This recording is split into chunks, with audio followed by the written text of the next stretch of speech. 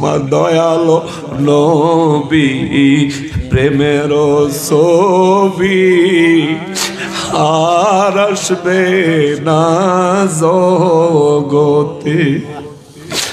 নবীর 63 সাল জিন্দেগি কাঁদছেন বলে উম্মতি, এখনো কাঁদেন শোয়েব মদিনাতে। ওই উল্লাহ পাড়ার মুসলমান, রে সিরাজগঞ্জের মুসলমান, ও ভাদালিয়া কান্দির মুসলমানেরা রে, আমার নূর নবী রহমাতুল লিল আলামিন বলেন, উম্মত তুই যখন ঈমান লইয়া পুলসিরাত পার হবি, পা কেটে শরীর কেটে যখন জাহান্নামে পড়ে যাবি, আমি নবী যদি পুলসিরাতের কিনারে দাঁড়ায়া তোরে যদি পইরা যাইতে দেখি রে, আমি নবী আর ওই জায়গায় দাঁড়ায় থাকবো না, জাহান্নামের ভিতরে একটা ঝাঁপ দিব রে। আযাব আছে কিনা আমি নবী চিন্তা করব না, আগুন জ্বলে কিনা আমি নবী চিন্তা করব না, আমার কি হবে আমি নবী চিন্তা করব না। জাহান্নামে ঝাঁপ দিয়া পড়লে জাহান্নামের আযাবের ফেরেশতাগুলি আমি নবীজিকে দেখা মাত্র দৌড়ায়া জাহান্নামের সাইডে যায় দাঁড়ায়া যাবে। ইয়া রাসূলুল্লাহ, নবী গো, ও নবী আপনি জাহান্নামের ভিতরে কেন গো নবীজি? জাহান্নাম চিৎকার দিয়া ডাক দিবে, মালিক আপনার হাবিবকে আমার ভিতর থেকে বের করে নিয়ে যান, আপনার হাবিব আমার ভিতরে আর কিছুক্ষণ অপেক্ষা করলে আমি জাহান্নাম আযাব দেওয়ার ক্ষমতা হারায়া ফেলবো। আল্লাহু আকবার। আল্লাহ ডাক দিবেন, হাবিব নবী গো, ও রাহমাতুল লিল আলামিন, আপনি জাহান্নামের ভিতরে কেন? হুজুর আপনি বের হয়ে আসেন। আমার নবী বলবেন, মালিক ও আমার আল্লাহ, আমার চোখের সামনে আমার একটা উম্মত পুলসিরাতের উপর থেকে এই জাহান্নামে পড়ে গেছে, আল্লাহ আমার উম্মতটারে জাহান্নাম থেকে ছাইরা দেন, আমার উম্মতটারে আমার কাছে আইনা দেন, আমি আমার উম্মতটারে নিয়ে বের হয়ে যাব। আর যদি আমার উম্মতকে জাহান্নাম থেকে বের করে না দেন আল্লাহ, আমি নবী কোনদিন এখান থেকে বের হব না। জোরে বলেন সুবহানাল্লাহ। ওই মায়ার নবী, দয়াল নবী রহমাতুল লিল আলামিন বলেন, আনাস রে, উম্মতের মায়ায় আমি নবী পুলসিরাতের কাছে দাঁড়ায় থাকবো, তুমি আনাস আমারে পুলসিরাতের কাছে সর্বপ্রথম তালাশ করবা। হযরতে আনাস রাদিয়াল্লাহু তাআলা আনহু বুদ্ধিমান ছিলেন, তিনি চিন্তা করলেন, আমি নবীজিকে জিজ্ঞেস করলাম, হুজুর আপনাকে কোথায় পাবো? যে কোনো একটা ঠিকানা জানতে চেয়েছি। আমার নবী বললেন, প্রথমে আমাকে পুলসিরাতের কাছে তালাশ করবা। তার মানে বোঝা গেল নবীজির দ্বিতীয় আরো কোন ঠিকানা আছে। আনাস রাদিয়াল্লাহু তাআলা আনহু বুদ্ধি করে আমার নবী রাহমাতুল লিল আলামিনকে বললেন, ক্বালা কুলতু ফা ইল্লাম আলকাকা আলা সিরাত, নবী গো যদি পুলসিরাতের কাছে আপনাকে যদি খুঁজা না পাই হুজুর, তাহলে আমি আপনাকে কোন জায়গায় তালাশ করব? নবী বলেন, ক্বালা ফাতলুবুনি ইনদাল মিজান। ও আনাস, যদি পুলসিরাতের কাছে না পাস তাইলে মিজানের কাছে যাইস রে আনাস, মিজানের কাছে আমি নবীকে তুই পায়া যাবি। আনাস রাদিয়াল্লাহু তাআলা আনহু বলেন, নবী গো আপনি মিজানের কাছে কি করবেন? আমার নবী বলেন, আনাস রে, মিজানের কাছে আমি নবী দাঁড়ায় থাকবো, আমার উম্মতের নেক এবং গুনাহ যখন ওজন করবে রে, আমি নবী দাঁড়ায় দাঁড়ায় দেখবো। আমার উম্মতের গুনাহ যখন বেশি হয়ে যাবে, আমি নবী আমার প্রেমিক আমার উম্মতের নেকের পাল্লার নিচে আঙ্গুল লাগাইয়া নেকের ওজন ভারী করে দিব। নবী বলেন, সাহাবীরা রে, এই জমিন থেকে আমি নবীর উপর মহব্বতের দুরূদ ও সালাম পড়নেওয়ালা বহু উম্মত গুনাহ অধিক পরিমাণে লয়া কবরে যাবে। হাসরের ময়দানে তার নেক আর গুনাহ যখন পাল্লায় উঠাইয়া দিবে, তার নেকের ওজন কম হবে, গুনার ওজন বেশি হয়ে যাবে। আমি নবী আমার পকেট মোবারক থেকে এক টুকরা কাগজের মতো দেখতে এটা উঠাইয়া আমার উম্মতের নেকের পাল্লার উপর রেখে দিব রে। আমার নবী বলেন, এইবার যদি গুনাহের পাল্লায় 7 আসমান 7 জমিনও তুলে দেয়, আমি নবীর কাগজের সাথে ওজনে কুলাবে না। যারা গেল ওই মদিনায় তারা বড়ই ভাগ্যবান, পাবে তারা নবীজির শাফাত কঠিন হাশরের ময়দান। আল্লাহুম্মা সাল্লি আলা মাওলানা মুহাম্মদ ওয়া আলা সাইয়্যিদিনা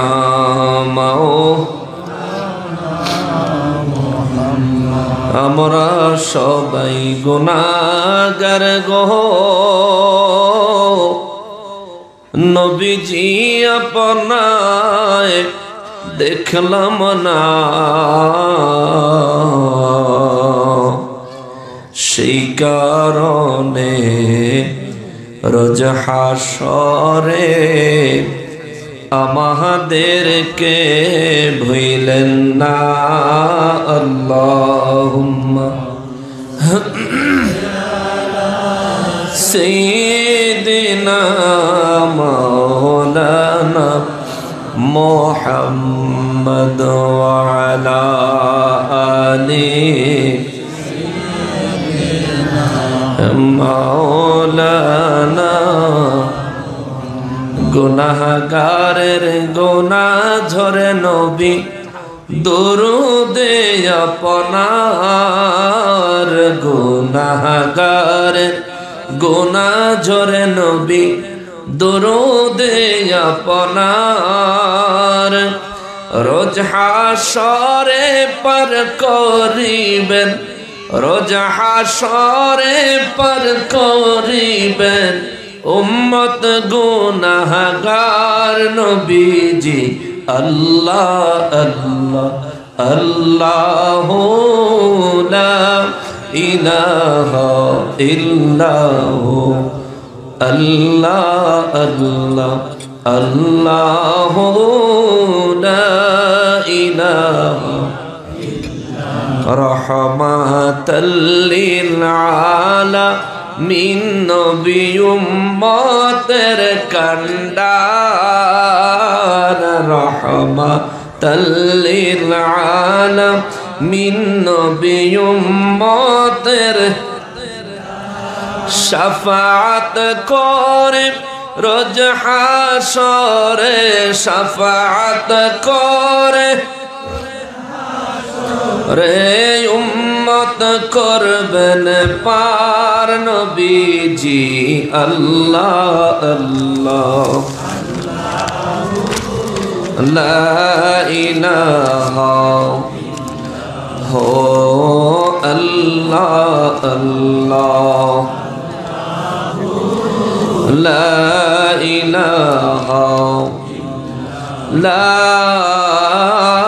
ইলাহা ইল্লাল্লাহু মুহাম্মাদুর রাসূলুল্লাহ সাল্লাল্লাহু আলাইহি ওয়াসাল্লাম।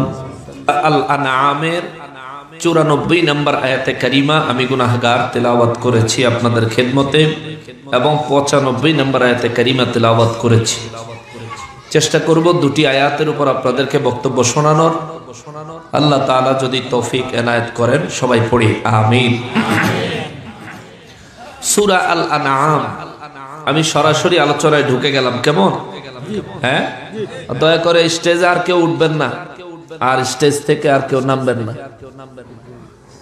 বুঝছেন নি? ইনশাআল্লাহ আর কেউ উঠবেন না, আর কেউ নামবেন না। আচ্ছা, সূরা আল আনআম কুরআনুল কারীমের সিরিয়ালের 6 নম্বর সূরা। এই সূরার আয়াত 165 খানা। এই সূরা 7 পারায় আরম্ভ হয়েছে, 8 পারায় গিয়ে শেষ হয়েছে। এই সূরাটা মক্কা মুআজ্জামায় নাজিল হয়েছে। আমার নূর নবী রাহমাতুল লিল আলামিন বলেন, সূরা আল আনআম থেকে ছোট ছোট আরো অনেক সূরা আছে যেগুলো আমি নবীর উপর কয়েকবারে নাজিল হইছে অংশ অংশ করে, কিন্তু 165 আয়াতের দীর্ঘ সূরা আল আনআম আমি নবীর উপরে একসাথে এক রাতে নাজিল হয়েছে। জোরে কন্যা সুবহানাল্লাহ। সাউন্ডটা কি হইল? হ্যাঁ, মাহফিল শেষ হয়ে গেলে এরপরে ঠিক করে লাই। আপাতত মাহফিল শেষ, সেমিয়ার মাইক এখনো ঠিক হয় না। এটা কোনটা? সাউন্ড যেমন আছিল এমন করো। নবীজি রাহমাতুল লিল আলামিন বলেন, সূরা আল আনআম যেদিন নাজিল হয়, হযরত জিবরাইল আলাইহিস সালাম সূরা আল আনআমের ওয়াহী নিয়ে যেদিন আগমন করেন, ওই দিন জিবরাইল আমিন একা আসেন নাই, ওনার সাথে আরো 70,000 রহমতের ফেরেশতা এসেছিলেন। জোরে বলতে পারলেন না? নবী বলেন, আমার উম্মতের যে ব্যক্তি দিনে একবার সূরা আনআম তেলাওয়াত করবে, সারাদিন 70,000 রহমতের ফেরেশতা আমার ওই উম্মতের জন্য দোয়া করতে থাকবে। কি করবে? বলে না কেন? কি করবে? কারা করবে? জোরে বলেন, সবাই বলেন। তাইলে বোঝা গেল ফেরেশতারাও দোয়া করে। ফেরেশতারাও কি করে? কি করে? কিন্তু আমাদের দেশে কিছু আলেম নামের জাহেলে মুরাক্কাব নায়েবে শয়তান আছে, যারা দোয়া করতে বাধা দেয়, নিষেধ করে, বিভিন্ন ফতোয়া দেয়। কথা বলেন ঠিক কিনা? আপনাদের উল্লাপাড়ায় সব নাই? না না নাই, না নাই। নবীজি বলেন ফেরেশতারাও দোয়া করে। সুবহানাল্লাহ বলেন না? তাও একজন দুইজন, কত কত কত হাজার। মৌলভী সাহেব কয় জামাতে একত্রিত হয়ে দোয়া করন বেদাত। মৌলভী সাহেব কয়, আর আমার নবী কয় 70,000 ফেরেশতা এক জায়গা হইয়া এক ব্যক্তির জন্য দোয়া করে। মৌলভী ঠিক না নবীজি ঠিক? কে ঠিক? নবীজি ঠিক। দোয়া করলে খুশি হয় কে? কারণ মানুষ দোয়া করে কার কাছে? চায় কার কাছে? নিজের কষ্টের কথা বলে কার কাছে? এটা কি জায়েজ না না জায়েজ? সওয়াবের কাজ না গুনাহের কাজ? এতে আল্লাহ খুশি না নারাজ? খুশি না নারাজ? খুশি না নারাজ? আমার নবীর জীবনে বারবার বারবার বারবার নবীজির জীবনে যত বেশি নামাজ পড়েছেন তার থেকে বেশি পরিমাণে নবী দোয়া করেছেন।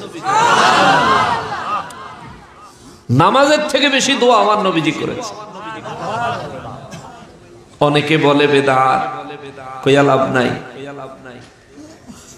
এই জমিনে আদম জাতির ইতিহাস যদি তালাশ করেন, এই পৃথিবীতে আগে দোয়া আসছে, পরে নামাজ আসছে। সুবহানাল্লাহ বলেন। আগে আইছে কি? হযরত আদম আলাইহিস সালামকে আল্লাহ রাব্বুল আলামিন জান্নাত থেকে যখন জমিনে পাঠান, আদম নবী জিজ্ঞেস করলেন, মালিক, হাওয়া আমারে পানির সাথে মিলায়া গন্ধম খাওয়াইছে, আমি ইচ্ছে করে খাই নাই, বুঝতে পারি নাই। যখন বুঝতে পেরেছে মালিক, দেখেন গলাতে চিপ দিয়ে নিজের গলার কণ্ঠনালী নিজে ভেঙে ফেলাইছি। আল্লাহ আপনার কুদরতের নজরে এইটাকে আমাকে দুনিয়াতে পাঠানোর ওসিলা বানাইছেন।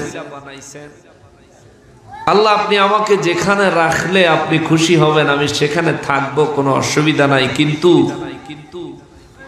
যে কারণে আমাকে পাঠাচ্ছেন, আমার মনে হচ্ছে আমি বড় অন্যায় করেছি। আল্লাহ, এই অন্যায় থেকে ক্ষমা পাওয়ার, পরিত্রাণ পাওয়ার পথ আমাকে বলে দেন। যদি আপনি না বলেন আমি কেমনে জানবো, কার কাছে জানবো? আল্লাহ বললেন, আদম, জমিনে গিয়া তুমি দোয়া করবা। কি করব? কি করব? আল্লাহ বলেন নাই জমিনে গিয়া নামাজ পড়বা।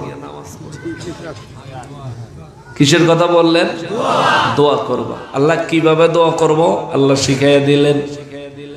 রব্বানা যালামনা আনফুসানা ওয়া ইল্লাম তাগফির লানা ওয়া তারহামনা লানাকুনান্না মিনাল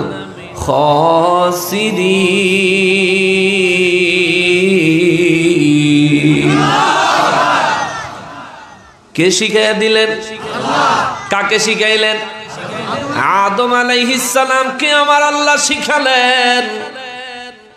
আদম নবী রব্বুল ইজ্জাতের সবক লইয়া জমিনে আগমন করলেন। 360 বছর পর্যন্ত নামাজ নাই, রোজা নাই, হজ নাই, যাকাত নাই, ভিন্ন কোনো ইবাদত নাই।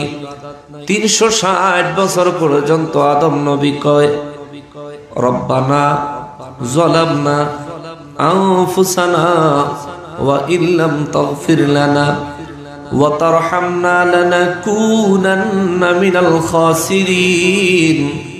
360 বছর পর্যন্ত দোয়াই চলল, নামাজ নাই, নামাজ নাই, নামাজ নাই। তার মানে প্রমাণ হয়ে গেল এই জমিনে নামাজ আসছে পরে, দোয়া আসছে আগে। কথা বলেন ঠিক কিনা? যে ব্যক্তি বুঝে না তার জন্য এ জায়গায় বুঝার অনেক কিছু আছে। যদি বুঝতে চায়, ঠিক কিনা? না বুঝতে চাইলে এখানে বুঝার কিছু নাই। মূলত ইচ্ছা থাকতে হবে আমি বুঝবো, মূলত নিয়ত থাকতে হবে আমি হক তালাশ করব, মনে নিয়ত থাকতে হবে আমি হক পাওয়া মাত্র আমার ভুলকে সংশোধন করব। কিন্তু মনে তো সেই নিয়ত নাই। নিয়ত হলো আমার গুরু যা বলেছে তাই সত্য।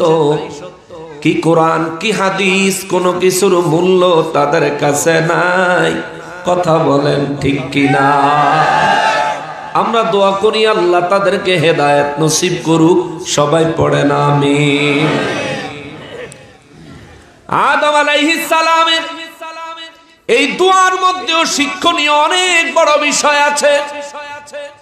জান্নাত থেকে রব্বানা যালামনা আনফুসানা ওয়া ইল্লাম তাগফির লানা ওয়া তারহামনা লানাকুনান্না মিনাল খাসিরিন, এই কথাটা আদম নবীকে জান্নাত থেকে শিখাইয়া দিবেন কে? আল্লাহ। জোরে বলতে হবে কে? আল্লাহ। আল্লাহ বলছে, আদম তুমি আমার কাছে এইভাবে ফরিয়াদ করিও, যে সময় আমার ইচ্ছা হবে আমি তোমাকে ক্ষমা করে দিব। আল্লাহ বলেন না আদম আমার কাছে দোয়া করলেই আমি মাফ করে দিব। আল্লাহ বললেন, আদম তুমি আমার কাছে দোয়া করতে থাকবা, আমার যখন ইচ্ছা হবে তোমাকে মাফ করে দিব। 360টা বছর, 360 বছর যাবত রব্বুল ইজ্জাতের দরবারে আদম নবী দোয়া করলেন, মালিক রব্বানা, হে আমার রব, হে আমাদের প্রতিপালক, যালামনা আমরা জুলুম করে ফেলেছি, আনফুসানা নিজেদের নফসের উপরে জুলুম করে ফেলেছি, ওয়া ইল্লাম তাগফির লানা, আল্লাহ এই জুলুমের ক্ষমা আপনি রব্বুল আলামিন যদি আমাদেরকে না করেন, লানাকুনান্না মিনাল খাসিরিন, আমরা ক্ষতিগ্রস্ত হয়ে যাব, এমন ক্ষতিতে নিপতিত হব আমাদেরকে রক্ষা করনেওয়ালা আর কেউ থাকবে না। আল্লাহ আদম নবীর শিখিয়ে দিলেন, 360 বছর দোয়া করলেন। আল্লাহ কবুল করার ইচ্ছা আল্লাহর হলো না। কোনো জবাব নাই, কোনো জবাব নাই, কোনো জবাব নাই। 360 বছরে আদম নবী কান্না করতে করতে চোখের পানিতে গালের এদিকে নহর হয়ে গেল, ড্রেনের মতো হয়ে গেল। কান্না করতে করতে 360 বছর পরে আদম নবী একটু চিন্তা করলো, দোয়া শিখিয়ে দিল আল্লাহ। দরখাস্ত আল্লাহ শিখানো মোতাবেক করলাম 360 বছর। আল্লাহ যেহেতু ডাইরেক্ট কবুল করলো না, এবার একটু ভায়া ধরি। সুবহানাল্লাহ। এবার একটু ভায়া ধরি, ভায়া। এবার একটু মাধ্যম ধরি, এবার একটু শিলা ধরে দেখি মালিকের দয়া হয়নি। 360 বছর পরে আদম নবী বললেন, আল্লাহ আমার যখন বানায়া জান্নাতে রাখছেন, প্রথমে যখন বলছেন ইরফা রাসাকা, আমার মাথা উত্তোলন করার জন্য, আমার মাথা উঠায়া আপনার আরশ আজিমের দিকে নজর করে, আরশ আজিমের দেয়ালের মধ্যে আপনার নামের সাথে মুহাম্মদ সাল্লাল্লাহু আলাইহি ওয়াসাল্লাম একটা নাম দেখছিলাম। ও আমার মালিক, যেই নামটা আপনার নামের পাশে বসার যোগ্যতা পেয়েছে, আমি আদম বিশ্বাস করি ওই নামের মানুষটা আমার চাইতে বড় বেশি যোগ্য। জোরে কন্যা। সবকিছু খাওয়ায়া দেওয়া লাগে না, সবকিছু পড়ায়া দেওয়া লাগে না, সবকিছু বুঝাইয়া দেওয়া লাগে না। আদম নবীর আল্লাহ বলে নাই, আদম রে আমার আখিরি নবীর উসিলা দিয়া দোয়া করবি, আল্লাহ বলেন নাই। আল্লাহ দোয়া শিখিয়ে দিলেন, সেখানেও আমার নবীর কথা আল্লাহ বলে দেয় নাই। আল্লাহ জানতে চেয়েছেন, বুঝতে চেয়েছেন, আদম তুই কবে আমার হাবিবকে চিনবি? যেদিন আমার হাবিবকে তুই চিনবি, তোর জীবনের মূল্যবান দিন হবে ওই দিন। আদম নবী কয়, মালিক যার নাম তোমার নামের পাশে জায়গা পেয়েছে, আমি আদমের চাইতে ওই ব্যক্তি অবশ্যই তোমার কাছে বড় প্রিয়।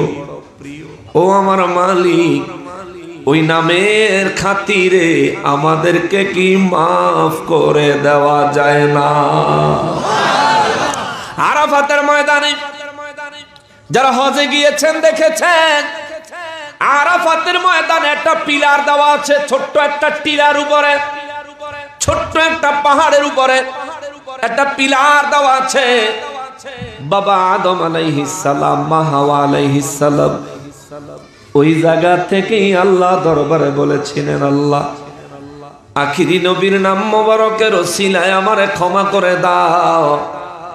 আল্লাহ ওহী নাজিল করে কয়, আদম রে, জান্নাতে থাকতেই যদি আমার হাবিবকে এমন ভাবে চিনতি, আমার হাবিবের কথা যদি জান্নাতে থাকতেই বলতি, আমি আল্লাহ তোরে দুনিয়ায় পাঠাইতাম না, জান্নাতে মাফ করে দিতাম। জোরে বলেন সুবহানাল্লাহ। মুসলমানের হে জ্ঞানী গুণী মুসলমানেরা, উল্লাহ পাড়ার মুসলমানেরা রে, আদম নবীকে আমার আল্লাহ বুঝাইলেন, আমার আখিরি নবীর নাম মোবারকের এত মর্যাদা, এত মর্তবা। দোয়া আমি শিখে দিছি কিন্তু কবুল করি নাই, কারণ তুমি আমার চিনছো, আমার নবীকে চিনো নাই। জোরে কোন সুবহানাল্লাহ। আমার আগে হুজুরি, উপরে থুথু মারলে নিজের গায়ে পড়ে। যতই হোক আলেম তো কিয়ামত পর্যন্ত আল্লাহ চিনলে লাভ হইতো না যদি নবী না চিনেন। আদম নবীকে রব্বুল ইজ্জত বলেন, আদম জান্নাতে থাকতে যদি খালি এই কথাটা কইতি, আল্লাহ কন্দম খেয়েছি, ভুল করেছি, আপনার হাবিবুল্লাহর খাতিরে মাফ করে দেন, আমি আল্লাহ সেখানেই তোকে মাফ করে দিতাম। কিন্তু আদম বলতে পারো নাই আমার হাবিবকে চিনতে তোমার 360 বছর লাগছে। এই 360 বছরের জিন্দেগি আমার হাবিবকে চিনানোর জন্য তুমি কাটাইছো। 360 লিখতে 3 6 0, যদি 0 বাদ দেন 3 আর 6, 3 আর 6 মিলে 36 হয়। আমাদের জামানায় 36 হয় 3 যুগ। এই জন্য যদি কোনো কামেলে মুকাম্মেল ওলি আল্লাহর কাছে যায় কামালিয়ত হাসিল করে কামেলে মুকাম্মেল হতে চান, ওলি আল্লাহরা প্রথম ধাপ দেয় 12 বছর খেদমত করবি, দ্বিতীয় ধাপ দেয় আরো 12 বছর খেদমত করবি, তৃতীয় ধাপ দেয় আরো 12 বছর খেদমত করবি। 36 বছর আমার খেদমতে থেকে আল্লাহ এবং তার রসুলকে চেনার ক্লাস করবি। এই ক্লাস করার ফাঁকে ফাঁকে তোর কলবের ময়লা সাফ হবে, দুনিয়ার গুনাহের থেকে ফিরে থাকার অভ্যাস হবে, আল্লাহর ইবাদতে মশগুল থাকার অভ্যাস হবে। 36 বছর যখন পার হবে কামেলে মুকাম্মেল এমন ওয়ালি বানায়া আল্লাহর ওলিরা ছেড়ে দেয়। আপনার চোখে এমন পাওয়ার হবে রে, পাপী গুনাহগারের দিকে মায়ার নজরে তাকাইলে গুনাহগার আল্লাহর ওলি হয়ে যাবে। মুসলমানের আরিফ, আমার পিয়ারা নবীর উম্মতের আরিফ, আমার নূর নবী রাহমাতুল লিল আলামিন বলেন সূরা আনাম আমার উম্মতের যে ব্যক্তি দিনে একবার তেলাওয়াত করে 24 ঘন্টা তার জন্য 70,000 রহমতের ফেরেশতারা দোয়া করে। জোরে বলেন এই সূরা 94 নম্বর আয়াতে আমার রব্বুল ইজ্জাত বলেন নবী গো ওগো রাহমাতুল লিল আলামিন এই জগতের মানুষগুলোকে বলে দেন, তাদেরকে জানায় দেন বিসমিল্লাহির রহমানির রহিম ওয়ালাকাদ জিতুমুনা ফুরাদা কামা খালাকনাকুম আউওয়ালা মাররাতিন ওয়া তারাকতুম মা খাওয়ালনাকুম ওয়ারাআ যুহুরিকুম। রব্বুল আলামিন বলেন নবী গো ওগো রাহমাতুল লিল আলামিন এই বিশ্বের মানুষগুলাকে বলে দেন ওয়ালাকাদ জিতুমুনা ফুরাদা কামা খালাকনাকুম আউওয়ালা মাররা। এ দুনিয়ার মানুষ কিয়ামত যেদিন কায়েম হয়ে যাবে রে, হাসরের ময়দান যেদিন বাস্তবায়ন হয়ে যাবে রে, আমার নূর নবী রাহমাতুল লিল আলামিন কিছু ছিল না, কোন সম্পত্তির মালিকানা তার ছিল না, বিবি ছিল না, সন্তান ছিল না, পরিবার পরিজন আত্মীয় স্বজন কেউ ছিল না, এমনকি শরীরের মধ্যে একটা পোশাকও ছিল না। এই মানুষটা মায়ের গর্ভ থেকে জমিনে যেদিন আগমন করলেন ওই দিন এই মানুষটা যেভাবে অসহায় ছিল, যেভাবে নিরুপায় অসহায় ছিল, একদিক থেকে অন্য দিকে যদি কোনো মানুষ তারে কাজ করে না দিত নিজে নিজে কাইত হইতে পারত না, যদি কেউ তারে খানা খাওয়ায়া না দিত নিজের খানা নিজে নিয়ে খাইতে পারত না, যদি তার ক্ষুধা লাগতো বলতেও পারত না আমার ক্ষুধা লেগেছে, যদি তার পেটে ব্যথা করত বলতেও পারত না আমার পেটে ব্যথা করতেছে, গায়ের উপর কাপড় নাই বলতে পারতো না আমাকে কাপড় দাও। রব্বুল ইজ্জত বলেন নবী গো জগতের মানুষগুলারে জানায়া দেন দুনিয়ার সম্পত্তির লোভ লালসা তাদের অন্তরকে যেন ক্যাপচার না করে, মোহিত যেন না করে, তাদের অন্তরগুলোকে যেন গ্রাস করতে না পারে। মায়ের গর্ভ থেকে যেভাবে নিঃসঙ্গ এসেছিল কিয়ামতের ময়দানে আমি রব্বুল আলামিনের দরবারেও নিঃসঙ্গ ভাবে দাঁড়াবে।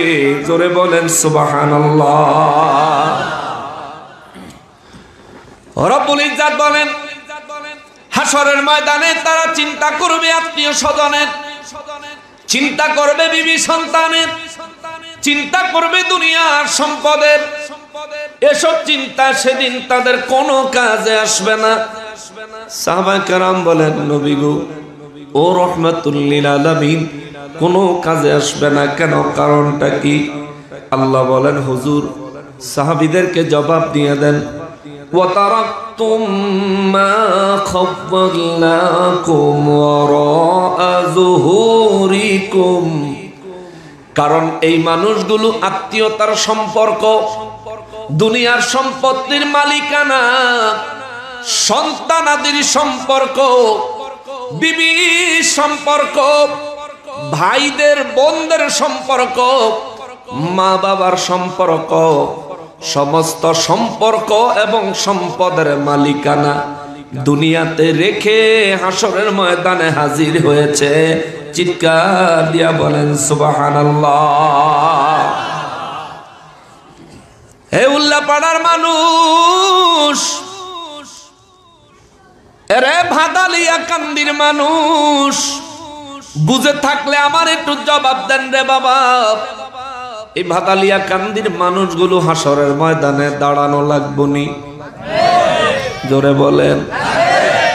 এমন কেউ আছেননি হাসরের ময়দানে না দাঁড়ায়া বাঁচতে পারবেন? আছে? আছে? রব্বুল আলামিন বলেন, ওয়ালাকাদ জিতুমুনা ফুরাদা কামা খালাকনাকুম আউওয়ালা মাররা। আল্লাহু আকবার। রব্বুল আলামিন বলেন, নবী গো এই বিশ্ববাসীকে জানায়া দেন, যা কিছুই করো না কেন, যত সম্পদের মালিকানা দাবি করো না কেন, কোনো কিচ্ছুই তোমার সাথে হাসরের ময়দানে যাবে না। জন্মগ্রহণ করেছ শূন্য, হাসরের ময়দানেও দাঁড়াইবা শূন্য। সাহাবায়ে কেরাম বলেন, নবী গো ওগো রাহমাতুল লিল আলামিন, এই দুনিয়ার কোনো কিছুই কি হাসরের ময়দানে যাবে না? আমার নবী বলেন, চারটা জিনিস যাবে। জোরে বলেন সুবহানাল্লাহ। কয়টা জিনিস যাইব? কয়টা? কয়টা? নবীজি বলেন, চারটা জিনিস হাসরের ময়দানে যাবে। ইয়া রাসূলুল্লাহ সাল্লাল্লাহু আলাইহি ওয়াসাল্লাম, নবী গো কোন চারটা জিনিস হাসরের ময়দানে যাবে? আমার নবী বলেন, এক নম্বরে তুমি দুনিয়ায় যা খেয়েছো, এই খাওয়াটা আমলনামায় হিসাব আকারে যাবে। দুই নম্বরে দুনিয়ায় তুমি যা পরিধান করেছো, ব্যবহার করেছো, যে কাপড় চোপড় পরেছো, এই কাপড় চোপড় পরার হিসাব আমলনামায় লিখিতভাবে যাবে। তিন নম্বরে নবী বলেন, এই দুনিয়ায় তোমরা যা দান সদকা করেছো, সুবহানাল্লাহ, এটা এরকম হইতেছে কেন? মাইকের মুরব্বীকে মাইকের বৃষ্টি নামছে বলে। সুন্দর কথাই কইছে। এই তো বক্সের মধ্যে টাকা, কাগজের মধ্যে ওয়াদা, মাহফিলের জন্য দিচ্ছেন আজকে আপনারা, এটা আপনাদের সাথে হাসরের ময়দানে যাবে। জোরে কন্যা সুবহানাল্লাহ। যাই দিছেন, যে দিছেন, যারা থাইকেও দেন নাই, যাদের কাছে থাকার পরেও দেন নাই, চিন্তা করেন, যারা দিল তারা এটা নিয়ে হাসরের ময়দানে উঠবো, আপনি খালি, আপনি খালি। দুনিয়ায় যা খরচ করলেন এটা বাদ, কিন্তু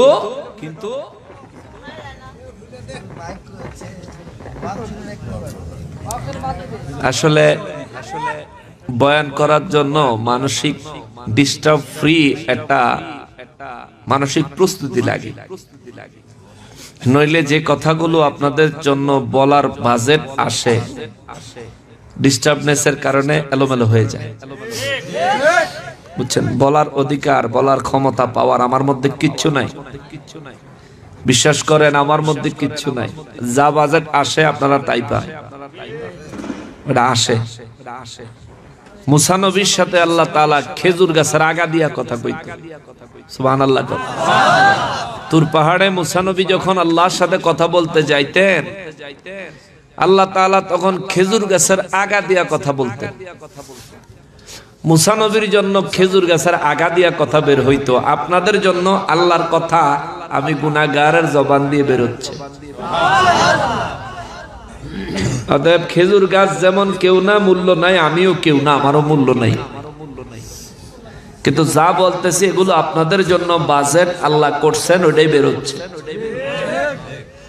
মাইকালা ভাই, আল্লাহর রাস্তায় তুমি তারারে ঠগাইও না, ঠকাইও না ভাই। এই তো এখন তো ঠিক আছে, তখন কি ছিল? এটার সমস্যা হয়েছে, কখনো সমস্যা হয়েছে, সবই তো ঠিক আছে। হ্যাঁ না, এটা পয়লাতেই সমস্যা হয়েছে, তুমি বোধহয় খেয়াল করো নাই। থাক, যা আছে চলবো, যা আছে চলবো। বেচারারও ব্যবসা, বেচারা কি আর ইচ্ছা করে এটা করে রাখছে? তে তো চাই যে আরো ভালো চালাই, তাহলে তার সার্ভিস ভালো হইব, ভবিষ্যতে আরো 10 জায়গায় আপনারা তারা ডাকবেন, ঠিক না? তারও হয়তো কিছু করার নাই, থাক, আল্লাহর না বাবা, যা আছে চলুক। সবাই একটু মহব্বতে দুরূদ শরীফ পড়েন, আল্লাহুম্মা সাল্লি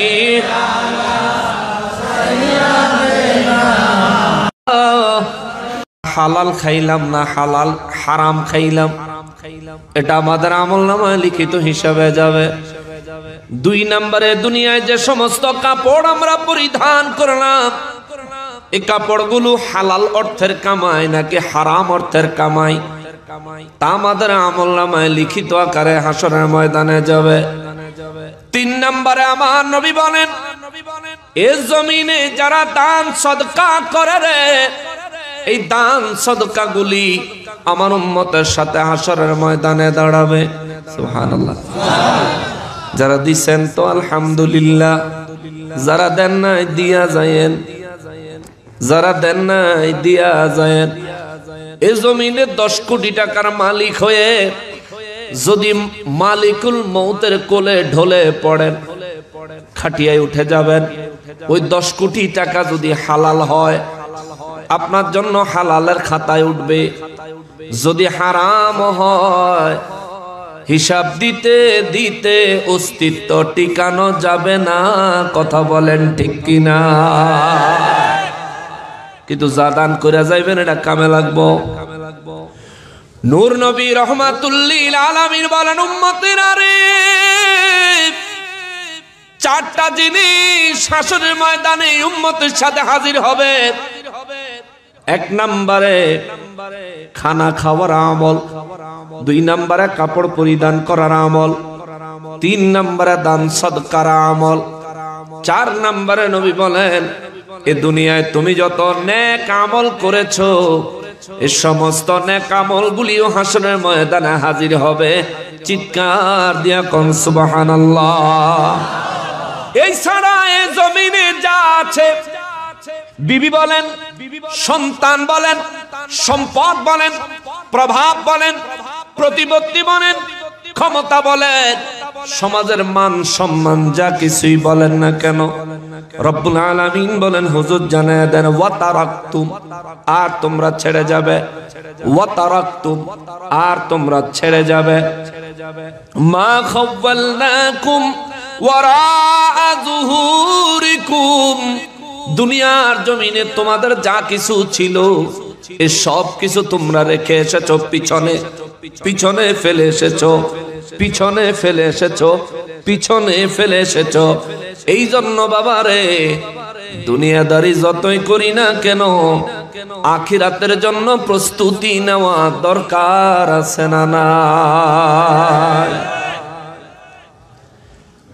হাসরের ময়দান যেদিন কায়েম হয়ে যাবে, আমার নূর নবী রহমাতুল্লিল আলামিন বলেন, মানুষগুলো কবর থেকে যখন উঠবে রে, নেককারদের জন্য ফেরেশতারা পালকি সাজায় নিয়ে আসবে, দুলহার মতো নিয়ে যাবে। সুবহানাল্লাহ। গুনাহগার কবর থেকে উঠা মাত্র আমার নবী বলেন, তার কবরের পারে একজন ব্যক্তিকে দাঁড়ায় থাকতে দেখবে। এই ব্যক্তির চেহারাটা অত্যন্ত বিকট, এ ব্যক্তির চেহারাটা অত্যন্ত কুৎসিত, এ ব্যক্তির চেহারাটা অত্যন্ত বাজে।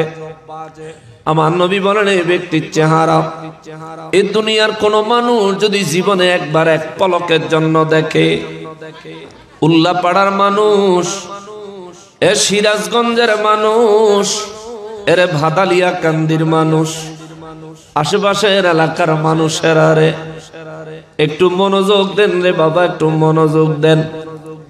ইসরাফিল ফেরেশতা যেদিন বাঁশিতে ফু দিবে সেদিন হয়তো আমিও কবরে থাকবো রে বাবা। কবর থেকে আমার নবী বলেন মানুষগুলো নতুন বীজ থেকে গাছ যেমনি ভাবে অঙ্কুরিত হয়, বীজ জমিনে রোপণ করলে বীজ থেকে যেমন গাছ বের হয়, আমার নবী বলেন মানুষগুলো জমিনের নিচ থেকে বের হয়ে আসবে। গুনাহগার যারা হবে রে, কবরের জীবন তাদের কষ্টের কোনো অস্তিত্ব থাকবে না, মুসিবতের কোনো শেষ থাকবে না। তবে শোনো রে উম্মত, তোমাদের মুরব্বীরা যারা কবরে আছে তারা কে বিপদে আছে আর কে আনন্দে আছে তোমরা কিন্তু জানো না। নবী বলেন উম্মত রে, তোমাদের মুরব্বীরা যারা ইন্তেকাল করেছেন তাদের কবরের পারে যাইও, তাদের জন্য জিয়ারত করিও, তাদের জন্য দোয়া করিও। সাহাবায়ে কেরাম বলেন হুজুর যদি দোয়া করি লাভ হবে কি? হাফিজুল হাদিস ইমাম জালালউদ্দিন সুয়ুতি রাহমাতুল্লাহি আলাইহি শারহুস সুদূর কিতাবের মধ্যে লেখেন, আমার নবী রাহমাতুল লিল আলামিন বয়ান করেছেন কোন মানুষ যখন কোন মানুষের কবর জিয়ারত করে, আমার নবী বলেছেন উম্মতি উম্মাতাম মারহুমাতান, আমার উম্মত গুনাহ লইয়া কবরে ডুববে রে। তার পরিবার পরিজন আত্মীয় স্বজন পরিচিত মানুষগুলি তার জন্য জিয়ারত করে আল্লাহর দরবারে যখন দোয়া করবে, তার জীবনের গুনাহগুলো আল্লাহর দরবারে যখন ক্ষমা চাইবে, একবার ক্ষমা চাইলে আল্লাহ কিছু গুনাহ মাফ করবেন, আবারও জিয়ারত করে ক্ষমা চাইলে আল্লাহ আরো কিছু গুনাহ মাফ করবেন, আবারও জিয়ারত করে ক্ষমা চাইলে আল্লাহ আরো কিছু গুনাহ মাফ করবেন। এইভাবে বংশ পরস্পরায় কিয়ামত পর্যন্ত যদি কবর জিয়ারতের প্রথা জারি থাকে রে, আমার নবী বলেন আমার উম্মত গুনাহ লইয়া কবরে ঢুকবে, হাসরের ময়দানে উঠার সময় নেককার হইয়া নূরের টুপি মাথায় দিয়া উঠবে। জোরে বলেন সুবহানাল্লাহ। সাহাবায়ে কেরাম বলেন নবী গো, ও নবী, কবরের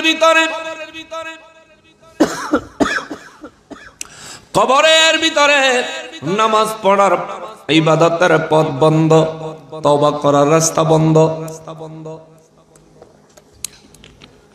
হজ যাকাতের তো প্রশ্নই আসে না গো নবীজি। ওগো দয়াল নবীজি, কবরে গুনাহগার ব্যক্তি নেককার হয়ে বের হবেন কিভাবে? আমার নবী বলেন গুনাহগার কবরে যাওয়ার পর তার বংশের মানুষগুলো যখন তার জন্য জিয়ারত করবে আর দোয়া করবে, কিয়ামত পর্যন্ত দোয়া চলতে থাকবে। আল্লাহ রাব্বুল আলামিন এদিকে দোয়ার বদৌলতে তার গুনাহগুলি মাফ করতে থাকবে। মাফ করতে করতে করতে করতে এক পর্যায়ে যায় দেখা যাইব তার আমলনামায় গুনাহ অবশিষ্ট নাই। জোরে বলেন না সুবহানাল্লাহ। এ ভাদালিয়া কান্দির মানুষ, কবর জিয়ারত আপনারা করেননি? কবর জিয়ারত করতে বাধা দেয়নি? বাধা দেয়? আপনার এলাকাত আছে? বেদাত কইনা আসেনি? হারাম শিরিক কইনা আসেনি? ফায়টা জুতা খুললা তারা 9টা বাড়ি দিবেন। কয়টা? 9টা বাড়ি দেওয়ার পরেও যদি ঠিক না হয় তাহলে মাটির মধ্যে লেডি দিয়ে বহাইবেন। লেডি দিয়ে বহান বুঝেননি? চেয়ার টেবিল সারা মাটিতে ডাইরেক্ট বহাইবেন। সুপারি চিনেন? সুপারি শুকনা দেখে একটা সুপারি মাথার তালুত দিবেন, সুপারির উপরে শক্ত দেখে কাঠের একটা তক্তা দিবেন, তক্তার উপরে বড় একটা হাতুড়ি দিয়া জোরে একটা বাড়ি দিবেন। আমি দিমু?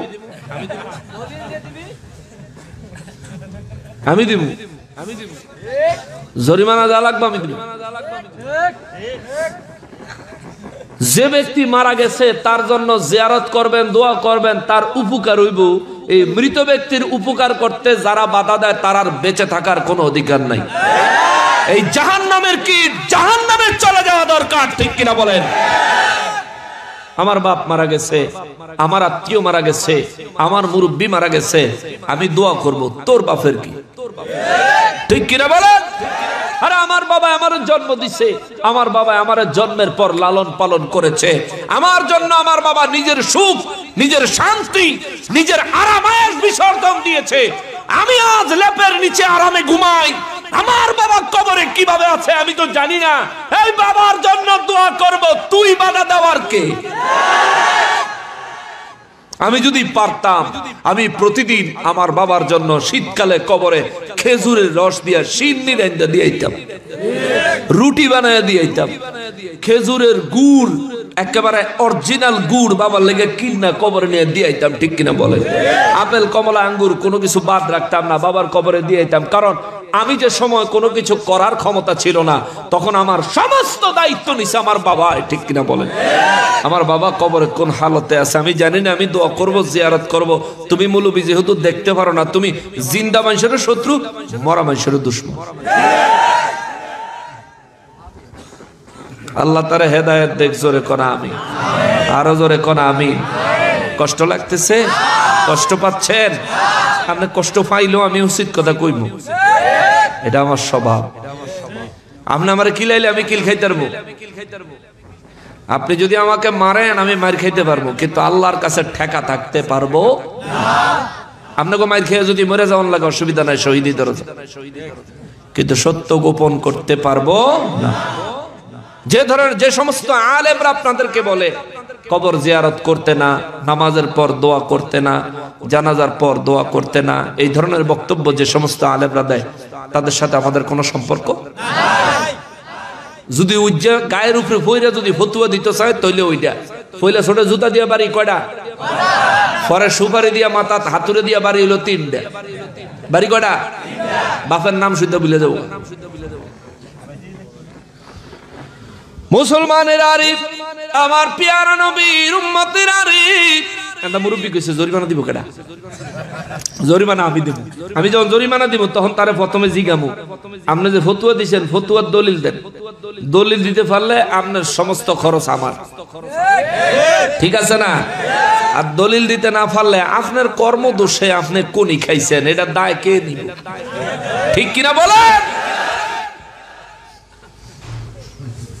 আপনারা কেডা কইছে মানুষ মারা গেছে তারার বিরুদ্ধে কথা কইতে? কত নিচে কেমনে নামছেন, এত ছোট লোক কেমনে হইছেন আপনি? যারা মারা গেছে তারা অসহায় কবরে পড়ে আছে। আমার নবী রাহমাতুল লিল আলামিন বলেন, উম্মত রে, কবরবাসীদেরকে ভুলে যায়ও না, কবরবাসীদেরকে ভুলে যায়ও না। কবরের মানুষগুলো বড় অসহায় রে সাহাবীরা, কবরের মানুষগুলো বড় অসহায়। সাহাবীরা বলেন, হুজুর কবরের মানুষগুলো কতটা অসহায়? আমার নবী বলেন, সাহাবীরা রে, এই জমিনে কোন মানুষ যদি আরব সাগরের মাঝখানে জাহাজ থেকে পড়ে যায়, বড় বড় ঢেউয়ের মাঝখানে হাবুডুবু খাইতে থাকে, ওই মাছ পড়ে যাওয়া মানুষ যতটা অসহায়, কবরবাসী তার থেকেও বড় অসহায়। সাহাবায়ে কেরাম বলেন, নবী গো কেমনে? সাগরের মাঝখানে যে পড়ে গেল ওই ব্যক্তি চাইতেও বড় অসহায়, কবরবাসী কি করে হলো? আমার নবী বলেন, সাগরের মাঝখানে যে পড়ে গেছে সে মানুষকে ডেকে সাহায্য চাইতে পারে, বাঁচাও।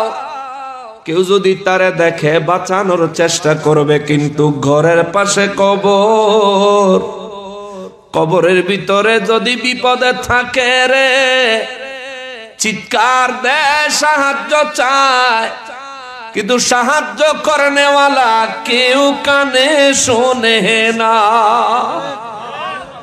এ সাহাবীরা রে, আমার উম্মতের জানায়া দিও, কবরের মানুষগুলো সব চাইতে বড় অসহায়। তুমিও যেদিন কবরে চলে যাবে তুমিও সব চাইতে বড় অসহায় হয়ে যাবে। এই জন্য আমার নবী বলেন, উম্মত তুমিও তোমার মুরব্বীদের কবর জিয়ারত করিও, তোমার সন্তানকে তুমি কবর জিয়ারত শিখাইও, মুরব্বীদের জন্য দোয়া অনুষ্ঠান জিয়াফত করতে শিখাইও। তৌফিক অনুযায়ী যাতে জিয়াফত অনুষ্ঠান করে, বাবার বন্ধু বান্ধব, মায়ের বান্ধবী, প্রতিবেশী তাদেরকে যেন দাওয়াত করে, বাবার বংশের মানুষ, মায়ের বংশের মানুষকে যেন দাওয়াত করে। খানা দানা বড় বিষয় নয়, যাতে একটা দোয়ার ইন্তজাম করে, দোয়ার ইন্তজাম করে।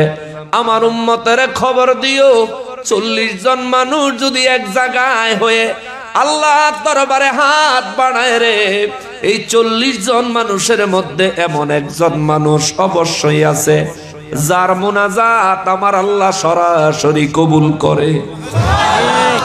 ওই এক ব্যক্তির খাতিরে বাকি 39 জনের দোয়া আমার আল্লাহ কবুল করবে। সুবহানাল্লাহ। তাইলে জিয়াফতের অনুষ্ঠান দরকার আছে না নাই? দোয়া অনুষ্ঠান দরকার আছে না নাই? খানা দিতে পারেন বা না পারেন, তৌফিক অনুযায়ী যতটুকু পারবেন করবেন, কিন্তু দোয়া অনুষ্ঠান বন্ধ করিয়েন না। বছরে একবার মৃত্যুবার্ষিকী করিয়েন।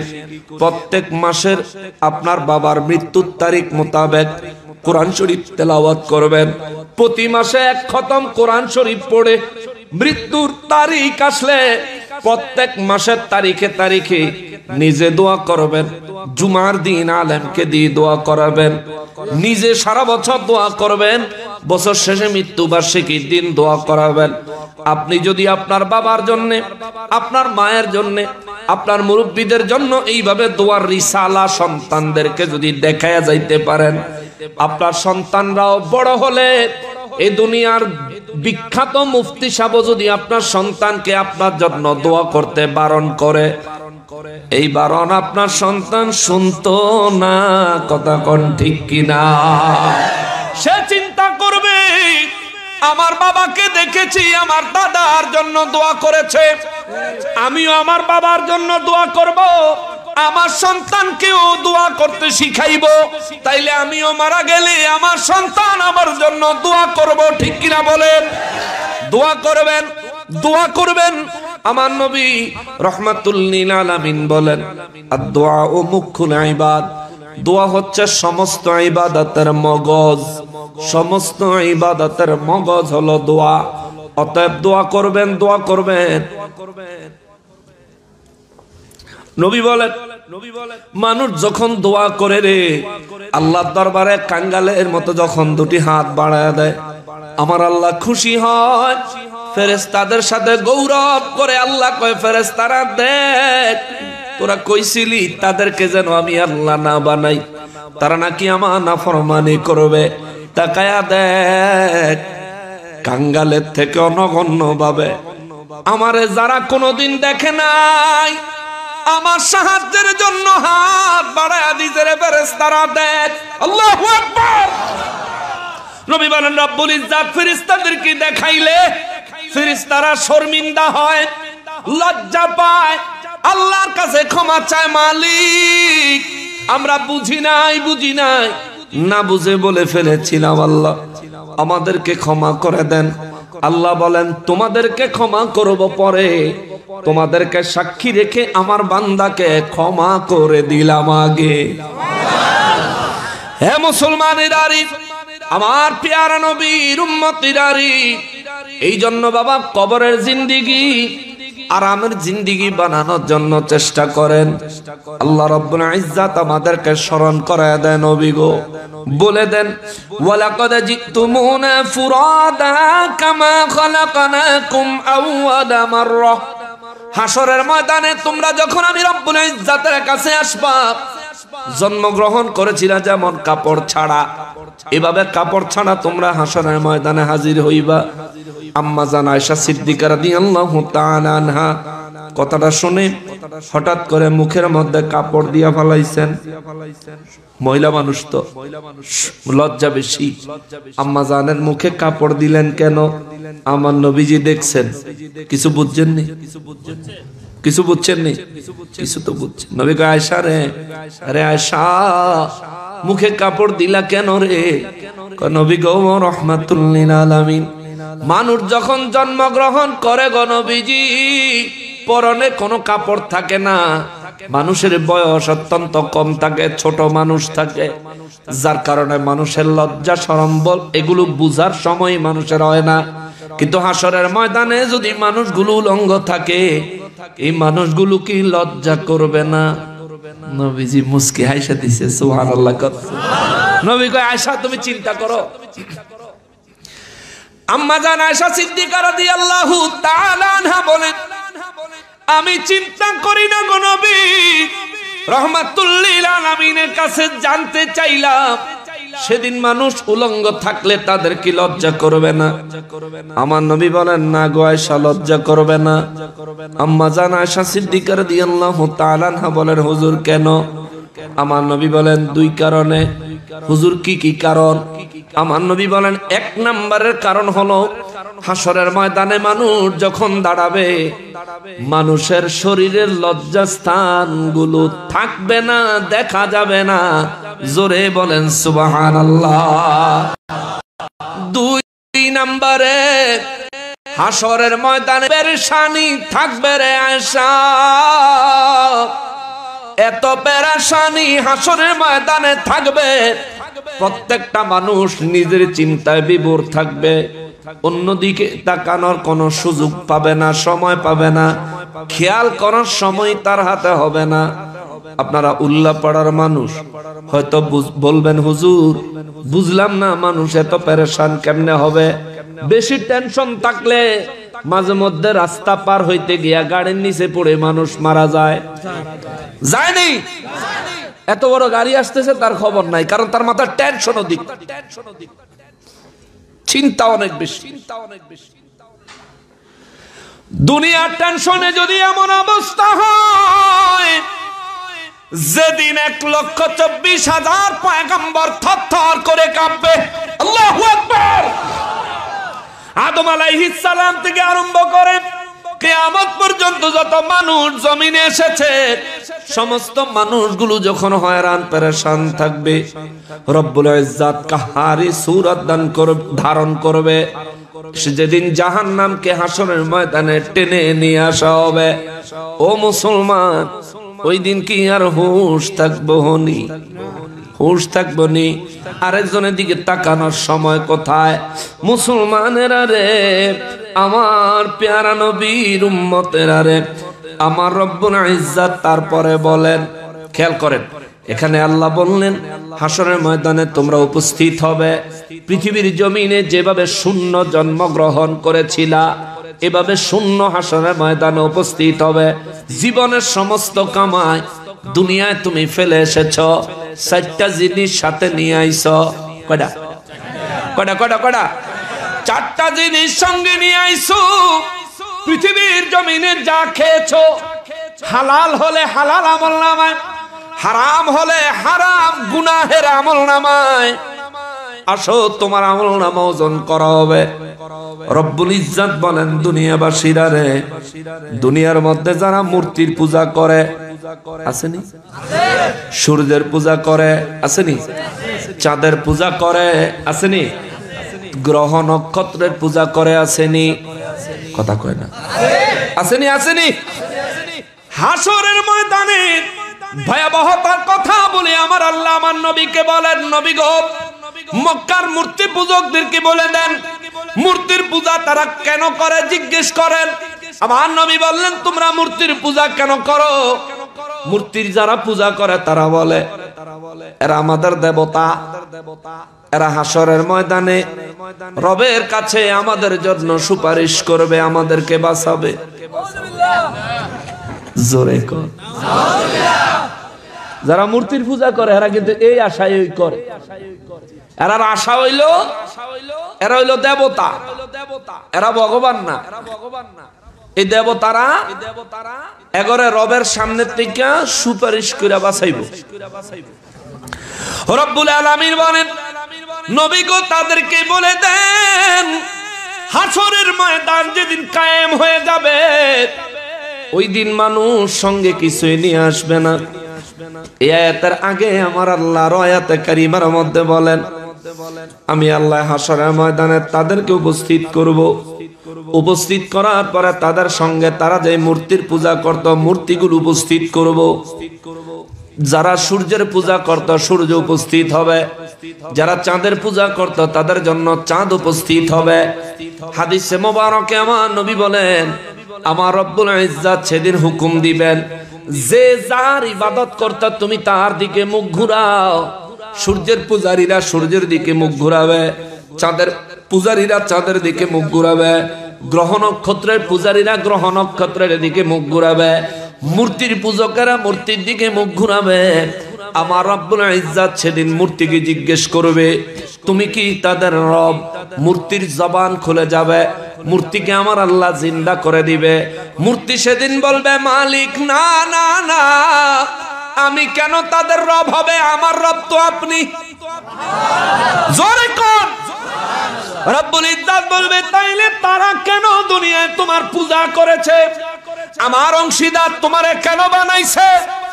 আমার অংশীদার বানায়া আমি রব্বুল ইজ্জাতের ইবাদত করে নাই, তোমার সামনে নিজেকে আত্মসমর্পণ তারা করেছে। কেন?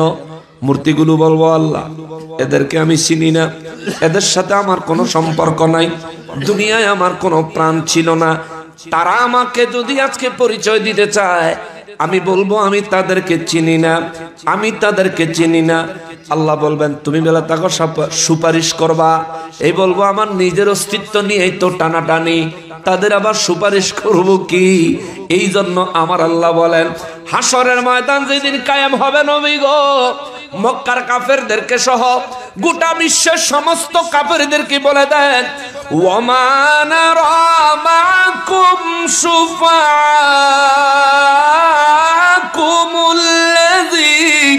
জামতুম আন্নাহুম ফীকুম শুরাকা।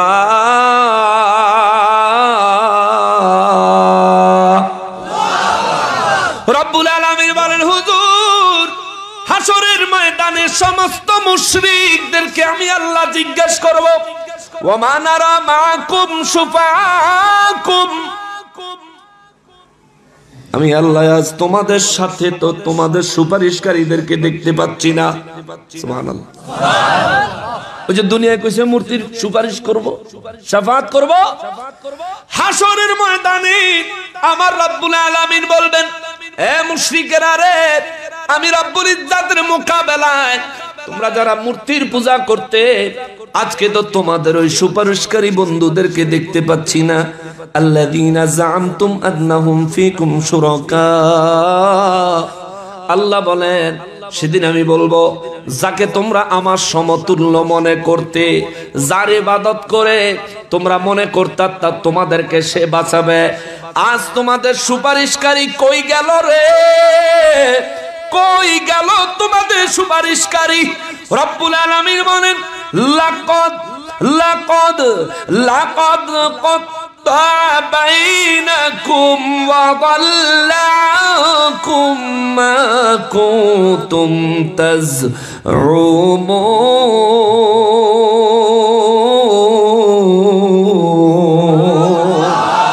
রব্বুল আলামিন বলেন, নবী গো, দুনিয়ার কাফের বেঈমান মুশরিকদেরকে জানায়া দেন, এই জমিনে তাদেরকে জানায়া দেন, হাসরের ময়দানে যখন তাদেরকে আমি আল্লাহ বলবো তোমাদের সুপারিশকারী কই, সঙ্গে সঙ্গে তারা দুনিয়ায় যে মূর্তির পূজা করত, মূর্তিরা তাদের সম্পর্ক নষ্ট হয়ে যাবে, ছিন্ন হয়ে যাবে, মূর্তি তাদেরকে অস্বীকার করবে।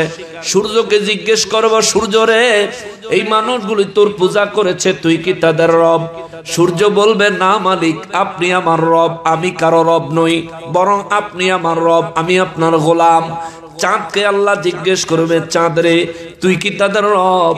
বলবে, না মালিক, আমি নিজে রব কিভাবে হই? আপনি নিজে আমার রব, আপনি নিজে আমার রব, আপনি সমস্ত কিছুর রব, আমি কারো রব নই।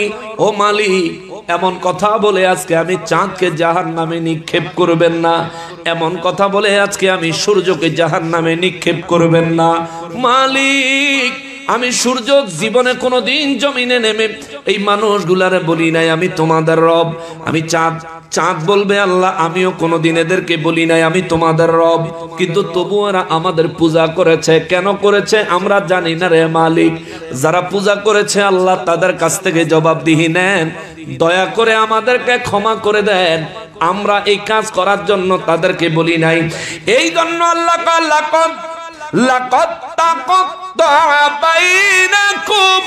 তাদের মধ্যে পারস্পরিক সম্পর্ক ছিন্ন হয়ে যাবে। আল্লাহু আকবার। এখন এই জায়গার মধ্যে আপনাদের এলাকায় যদি ওয়াহাবি থাকে, যদি খারিজি থাকে, যদি শিয়া থাকে, যদি আহলে হাদিস নামক আহলে কোরআন নামক ভণ্ডদের দল যদি থাকে, তারা দেখবেন কালকে কইব দেখছনি নকশবন্দি হুজুর ওয়াজ কইরা গেছে, আল্লাহ কইছে ওয়ামা নারা মাআকুম শুফাআকুম, দুনিয়ায় তোমরা যাদেরকে সুপারিশকারী মনে করতা, আজকে তো আমি আল্লাহ তাদেরকে দেখতে পাচ্ছি না। এখন এই বেয়াদবে কালকে আপনাদের ফতোয়া দিব, দেখো তোমরা যে মনে করো নবী তোমাদের জন্য সুপারিশ করবে, আসলে নবী সেদিন সুপারিশ করতে পারবো না। জোরে কয় না। কোরআন দিয়া দলিল দিব, দেখো আল্লাহ বলেছে ওয়ামা নারা মাআকুম শুফাআকুম, তোমাদের সাথে তোমাদের সুপারিশকারী তো আমি আল্লাহ দেখতে পাচ্ছি না। দেখছেন নবী সুপারিশকারী হইলে আপনার সাথে থাকবে না কেন? আল্লাহ দেখবেন না কেন? ওলি আল্লাহরা সুপারিশকারী হলে আপনার সাথে থাকবেন না কেন? দেখবেন না কেন? ফতুয়া দিব, এই ফতুয়ায় তখন আপনি কইবেন হ ঠিকই তো নকশবন্দি হুজুর আম করে কোনা কাঞ্চি ঘুরে ওয়াজ করে গেছে, সঠিক কথা কয় নাই, সত্যি কথা কয় নাই। কিন্তু আমি গুনাহগারের স্বভাব হইল ফকিন্নির পোলায় আঙ্গুল দেওয়ার জায়গা রাখি না। ঠিক কিনা বলে? আঙ্গুল দিবা জায়গা নাই। শোনো, রব্বুল ইজ্জতের হাবিব রাহমাতুল লিল আলামিনের দরবারে সাহাবায়ে কেরাম প্রশ্ন করলেন, নবী গো, ওগো রাহমাতুল লিল আলামিন, আল্লাহ যে বললেন, রব্বুল আলামিন যে বললেন, আল্লাহ পাক রব্বুল আলামিন বললেন আমি তোমাদের সাথে তোমাদের সুপারিশকারী দেখতে পাচ্ছি না। ইয়া রাসূলুল্লাহ, কাফের বেঈমানের কোনো সুপারিশকারী থাকবে না, আমাদের জন্য কোনো সুপারিশকারী থাকবে কিনা? আমার নবী রাহমাতুল লিল আলামিন বলেন হ্যাঁ তোমাদের জন্য সুপারিশকারী থাকবে। সাহাবায়ে কেরাম বলেন হুজুর আমাদের জন্য সুপারিশকারী কে হবে? সূরা মারইয়ামের 87 নম্বর আয়াতে কারিমা আবার নবী তেলাওয়াত করে শোনালেন। আল্লাহ বলেন বিসমিল্লাহির রহমানির রহিম, লা ইয়ামলিকুনা আশ-শাফাআতা ইল্লা মান ইত্তাখাযা ইনদার রহমানি আহদা। আওয়াজ করে পড়েন সুবহানাল্লাহ। রব্বুল আলামিন বলেন লা ইয়ামলিকুনা আশ-শাফাআতা, কিয়ামতের ময়দানে কেউ সুপারিশ করতে পারবে না। আল্লাহু আকবার। মৌলভী সাহেবের দলিল হইছে তে দূরে কইব লা ইয়ামলিকুনা আশ-শাফাআতু শাফাআতা, আল্লাহ রাব্বুল আলামিন বলেছেন কিয়ামতের দিন কেউ সুপারিশ করতে পারবে না। কিন্তু এই সূরা পরের অংশ আর কইতো না, পরের অংশ কইতো না, কারণ পরের অংশ কইলে মামুর ফুত ধরা। মামুর ফুত কি ধরা? ধরা বুঝেন তো, গ্রেফতার হয়ে যাবেন। পরের অংশ আমার আল্লাহ বলেন ইল্লা মান ইত্তাখাযা ইনদার রহমানি আহদা। রব্বুল আলামিন বলেন কিয়ামতের ময়দানে কেউ সুপারিশ করতে পারবে না, শুধুমাত্র আমি আল্লাহ যাদেরকে অনুমতি দিব সুপারিশ করার জন্য, যারা আমার কাছ থেকে অনুমতি প্রাপ্ত সুপারিশ করার জন্য, তারা ব্যতীত আর কেউ সুপারিশ করতে পারবে না। চিৎকার দিয়া কোন সুবহানাল্লাহ। তাইলে বুঝা গেল আল্লাহ কিছু মানুষের সুপারিশ করার পারমিশন দিবে। সাহাবায়ে কেরাম বলেন নবী গো, ওগো রাহমাতুল লিল আলামিন, রব্বুল আলামিন সুপারিশ করার পারমিশন কিছু মানুষকে দিবেন, কিছু মানুষকে দিয়েছেন। হুজুর আমরা একটু জানতে চাই আপনি নবী সেদিন সুপারিশ করতে পারবেন কিনা? সুবহানাল্লাহ। মুসলিম শরীফের 199 নম্বর হাদিস মোবারক আমার নবী রাহমাতুল লিল আলামিন বলেন, আমার রব্বুল ইজ্জাত আমি নবী রাহমাতুল লিল আলামিনকে একটা অফার করেছিলেন। কি অফার গো নবীজি? আমার নবী বলেন, সমস্ত নবী রাসূলদেরকে আমার আল্লাহ একটা হুকুম দিয়েছেন, একটা পারমিশন দিয়েছেন, একটা সুযোগ দিয়েছিলেন, তারা যেন একটা দোয়া করে আল্লাহ ডাইরেক্ট কবুল করবে। সমস্ত নবীরা নিজেদের জন্য দোয়া করেছেন, আমার আল্লাহ সরাসরি কবুল করেছেন। আমি নবীকেও আমার আল্লাহ এমন একটা অফার দিয়েছিলেন, হুজুর নবী গো আপনিও নিজের জন্য হোক যার জন্য হোক একটা দোয়া করেন, স্পেশাল দোয়া, আমি আল্লাহ ডাইরেক্ট কবুল করব।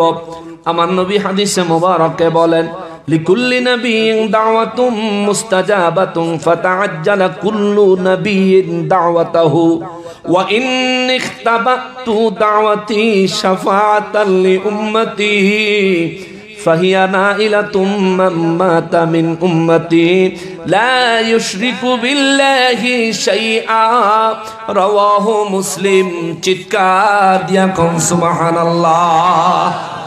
আমার নূর নবী রাহমাতুল লিল আলামিন মুসলিম শরীফের 199 নম্বর হাদিসে মোবারকে নূর নবী বলেন, সমস্ত নবীদেরকে আমার আল্লাহ একটা দোয়া করার সুযোগ দিবেন, দোয়াটা করলে আল্লাহ ডাইরেক্ট কবুল করবেন। সবাই নিজেদের জন্য দোয়া করেছেন, আমাকে আমার আল্লাহ একই সুযোগ দিবেন, আমি যেন একটা দোয়া করি আল্লাহ কবুল করবেন।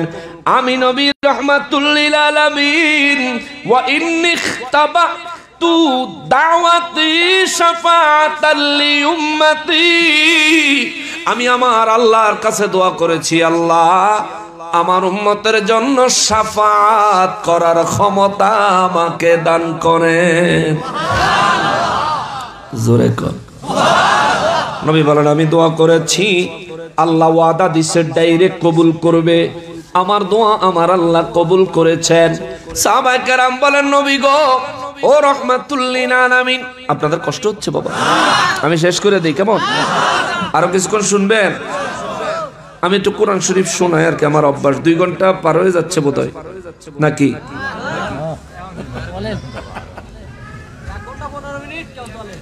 1 ঘন্টা 15 মিনিট।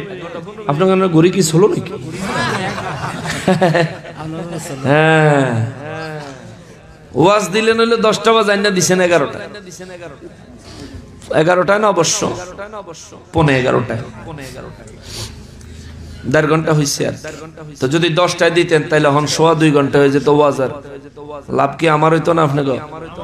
আপনাকে লাভ হইতো। দিছেন না দেরি করে, আমার 10টায় আলোচনা, আমি আইসা এখানে গাড়ি থেকে নামছি 9টা 48 মিনিট, 12 মিনিট আগে আইসা হাজির হইছি। বলছিলাম ডাইরেক্ট স্টেজে যাই, বললো হুজুর আমাদের এখন যে বক্তব্য দিতেছেন উনি আসতে একটু দেরি হয়েছে, আবার একটু কালেকশনেরও ব্যাপার আছে, আপনি একটু বাসায় আসেন, একটু খায়া নেন, তারপরে ইনশাআল্লাহ আপনি আস্তে আস্তে হয়ে যাবে। তো বাসায় নিয়ে আইতে আইতে ওই 48 হেন্দা 12 মিনিট আর হেন্দা 45 মিনিট, মোটামুটি 1 ঘন্টা খাই ফেলাইছে। হ্যাঁ হ্যাঁ, মানে মুরব্বী আবার কইতাছে বলে আমরা দেশের নিয়ম হইল একটু মেহমানদারি করা, এইটাও ভালো, ইব্রাহিম আলাইহিস সালামের সুন্নাত। কিন্তু সময়ের উপর চিন্তা করে অনেক সময় আমরা মেহমানদারি গ্রহণ করি মাহফিলের পরে, যেহেতু সময়ের ব্যাপার। আমি দুগা খাইতে আমার একা সানা যাইব 10 মিনিট, আপনারা যদি এক একজনের 10 মিনিট করে হিসাব করি তাহলে আপনাকে কত জনের কত হিসাব, এই 10 মিনিট করে হিসাব করলে আমি এই হিসাব আল্লাহর কাছে জবাব দেবো কেমনে? আল্লাহ কব তোর খাউন লাগে। রব্বুল ইজ্জাত সমস্ত নবীদেরকে দোয়া করার জন্য আমার আল্লাহ স্পেশাল একটা সুযোগ দিলেন, আমি নবীকেও সুযোগ দিলেন। সব নবীরা নিজেদের জন্য দোয়া করলেন, আমি নবী আমার জন্য দোয়া করি নাই, আমি দোয়া করছি আল্লাহ আমার উম্মতকে সুপারিশ করার অধিকার আমাকে দান করেন। রব্বুল আলামিন আমাকে দান করেছেন। সাহাবায়ে কেরাম বলেন, নবী আপনি কার কার জন্য সুপারিশ করবেন? আমার নবী বলেন, সাহাবীরা রে, শাফাআতি লি আহলিল কাবাইর মিন উম্মতি, আমার উম্মতের মধ্যে যারা বড় বড় কবিরা গুনাহ করে ঈমানটা লইয়া হাসরের ময়দানে হাজির হবে, আমি নবী তাদের জন্য দোয়া, তাদের জন্য হাসরের ময়দানে শাফাত করব। জোরে কোন সুবহানাল্লাহ। 15 মিনিট আর ওয়াজ করবার পরে শেষ। হ্যাঁ, আমি আগেই কইছি, তাহলে আপনারা উড়াউড়ি করেন না, তাহলে শেষ। নবীজি রাহমাতুল লিল আলামিন কে সাহাবায়ে কেরাম বলেন, নবী গো, ও নবী, আপনার উম্মতের কোন ব্যক্তি কি জাহান্নামে যাবে?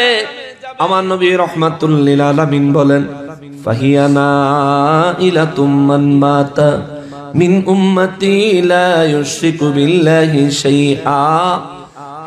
যদি কোন ব্যক্তি আমার উম্মত পরিচয়ে মারা যায়, এই ব্যক্তি জীবনে কোনদিন যদি শিরিকের কোন গুনাহ না করে, শিরিক যদি না করে, শিরিক কারে কয়?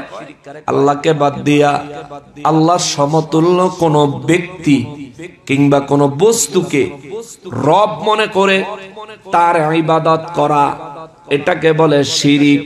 নবী বলেন, আমার কোন উম্মত যদি রব্বুল ইজ্জাতের সাথে শিরিক করে মারা যায়, আমার ওই উম্মতের জন্য আমি নবী সুপারিশ করব না। কিন্তু আল্লাহর সাথে শিরিক না করে জীবনভর গুনাহ লইয়াও যদি, শুধু ঈমানটা লইয়াও যদি হাসরের ময়দানে হাজির হতে পারে রে, আমি নবী আমার ওই উম্মতের জন্যও শাফাত করব। জোরে বলেন সুবহানাল্লাহ। আমার রব্বুল ইজ্জাত আমি নবীকে ওয়াদা দিয়েছেন, হাসরের ময়দানে সর্বপ্রথম সুপারিশকারী হব আমি নবী, এবং সর্বপ্রথম সুপারিশ করার সাথে সাথে আমার আল্লাহ আমি নবীর সুপারিশটা কবুল করবেন। নবীজির সুপারিশ আমরা চাই কি চাই না? সবাই বলেন চাই কি চাই না? আরো জোরে বলেন চাই কি চাই না? আল্লাহ আমাদেরকে নূর নবীজির শাফাত নসিব করে দেয়। জোরে বলেন আমিন। আরো জোরে বলেন আমিন। আল্লাহ আমাদেরকে ইমানদার মুমিন হিসেবে কবুল করে নেন। জোরে বলেন আমিন। আরো জোরে বলেন আমিন। হাসরের ময়দান হবে অত্যন্ত বিস্তৃত, অত্যন্ত বিস্তীর্ণ, বিশাল বড়। আদম নবী থেকে আরম্ভ করে কিয়ামত পর্যন্ত যত মানুষ জমিনে আগমন করেছে এবং আসবে, সমস্ত মানুষগুলি 120 কাতারে হাসরের ময়দানে দাঁড়ায় যাবে। এত মানুষের ভিতরে নবীজি কোথায় আছেন কি করে খুঁজবেন? ঢাকা থেকে উল্লাপাড়া আসতে, ঢাকা থেকে ভাদালিয়া কান্দি আসতে, রাস্তায় মানুষের কাছে জিজ্ঞেস করে করে আসতে হয়েছে। হাসরের ময়দানে কারে জিগাইবেন? যারা জিগাইবেন সেই বলবে সোহকান দূর হ, কি এর খবর লই আইছো? নিজের জান বাঁচে না, নিজের প্রাণ বাঁচে না। মুসলমানের সাহাবায়ে কেরামের ভিতরে টেনশনটা ঢুকছে। হযরত আনাস রাদিয়াল্লাহু তাআলা আনহুর ভিতরে টেনশনটা ঢুকছে। তিনি নবীকে জিজ্ঞেস করেছেন, আমার নবী হাসরের ময়দানে কোন জায়গায় থাকবেন? নবীজির ঠিকানা বলে দিয়েছেন। জোরে বলেন সুবহানাল্লাহ। কোন জায়গায় নবী থাকবেন এই ঠিকানা নবী বলে দিচ্ছেন। ঠিকানাটা কি আপনাকে জানা দরকার? হ্যাঁ, বেশি দরকার। আও না আমার পিছে পিছে যাইন গা। বলে হুজুর হেদিন আপনি থাকবেন কই আর আমরা থাকবো কই, কে জানে? তাইলে মনোযোগ দিয়ে শোনেন, নবীজি কোথায় থাকবেন ঠিকানাটা লইয়া যান বাড়ি। তিরমিজি শরীফের হাদিস, মুসনাদে আহমদ শরীফের মধ্যেও পাবেন, মিশকাতুল মাসাবিহ মেন কিতাবের 493 নম্বর পৃষ্ঠার মধ্যে পাবেন। হযরত আনাস রাদিয়াল্লাহু তাআলা আনহু বলেন, ওয়ান আনাস রাদিয়াল্লাহু তাআলা আনহু قال سألت النبي صلى الله عليه وسلم أن يشفع لي يوم القيامة فقال أنا فاعل. قال قلت يا رسول الله صلى الله عليه وسلم فأين أطلبك؟ قال اطلبني أول تطلبني على الصراط، أول ما تطلبني على الصراط. قال قلت فإن لم ألقك على الصراط قال فاطلبني عند الميزان قال قلت فإن لم ألقك عند الميزان قال فاطلبني عند الحوض فإني لا أخطئ هذه الثلاث المواطن رواه الترمذي চিৎকার দিয়া কোন সুবহানাল্লাহ আল্লাহু আকবার হযরত আনাস রাদিয়াল্লাহু তাআলা আনহু বলেন নূর নবী রাহমাতুল লিল আলামিনের নূরানি জবান মোবারকে হাসরের ময়দানের ভয়াবহতা শুনে আমি আনাসের ভিতরে অত্যন্ত আতঙ্ক তৈরি হয়ে গেল, অত্যন্ত ভয় তৈরি হয়ে গেল। আমি আমার নবীকে জিজ্ঞেস করলাম সাআলতুন নবিয়্যা সাল্লাল্লাহু আলাইহি ওয়াসাল্লাম, নবীজি রাহমাতুল লিল আলামিনকে জিজ্ঞেস করলাম আইয়াশফালি ইয়াউমাল কিয়ামা, নবী গো ওগো রাহমাতুল লিল আলামিন, হাসরের ময়দানে আমি আনাস যখন মুসিবতে পড়ে যাব, আমি আনাসকে কে শাফাত করবে গো নবী? হুজুর হাসরের ময়দানে আমি যদি মুসিবতে পড়ে যাই, আমার জন্য কে সুপারিশ করবে, কে সুপারিশ করবে? আমার নবী রাহমাতুল লিল আলামিন কয় আনাস রে, রাহমাতুল লিল আলামিনের 10 বছরের খাদেম তুমি রে আনাস, তবু তুমি হাসরের ময়দানে শাফাতের চিন্তা করো। আনাস রাদিয়াল্লাহু তাআলা আনহু বলেন নবী গো, হাসরের ময়দানে যেই ভয়াবহতা আপনি নবী বয়ান করেছেন, ইয়া রাসূলুল্লাহ, সমস্ত নবী রাসূলেরা যেখানে পেরেশান হয়ে যাবে, হয়রান হয়ে যাবে, আমি আনাস ওই দিন আপনি নবীর শাফাত ছাড়া আমি আনাস নিজের অস্তিত্ব কিভাবে রক্ষা করব? আল্লাহর আযাবকে বড় ভয় করি, আল্লাহর আযাব থেকে কেমনে বাঁচবো গো নবী? আমার নবী বলেন আনাস 10 বছর রাহমাতুল লিল আলামিনের খাদেম তুমি। আনাস রাদিয়াল্লাহু তাআলা আনহু 2 চোখের পানি ছেড়ে দিয়া নবীজির খেদমতে দাঁড়ায়া 2টা হাত জোড় করে বলে, 10 বছর পর্যন্ত আনাস রাহমাতুল লিল আলামিনের খেদমত করেছে, এতে রাহমাতুল লিল আলামিন খুশি হয়েছে কিনা অধম আনাস তো জানে না। এই খেদমতের খাতিরে হাসরের ময়দানে আল্লাহর কাহারি সূরত থেকে বাঁচা যাবে কিনা আনাস তো জানে না। এই খেদমতের খাতিরে জাহান্নাম থেকে আনাস রক্ষা পাবে কিনা আনাস তো জানে না।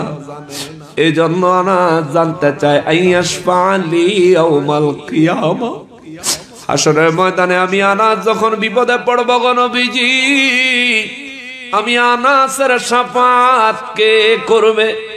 আমার নবী সঙ্গে সঙ্গে জবাব দেয় আনাস আনা ফাইলুন, আমি নবী তোমার শাফাত করব। আনাস রাদিয়াল্লাহু তাআলা আনহু খুশি হয়ে গেলেন,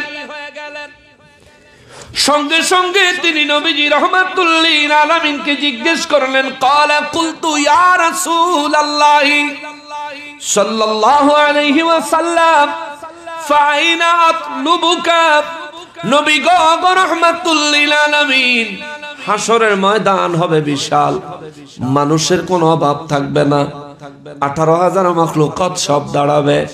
ইয়া রাসূলুল্লাহ, ওই দিন আপনি নবী আমার শাফাত করবেন। আমি আনাস কোন জায়গায় হাসরের ময়দানে থাকবো আমি নিজেও জানি না, কোন জায়গায় থাকবো আপনি নবীর কাছে জানতেও চাই না।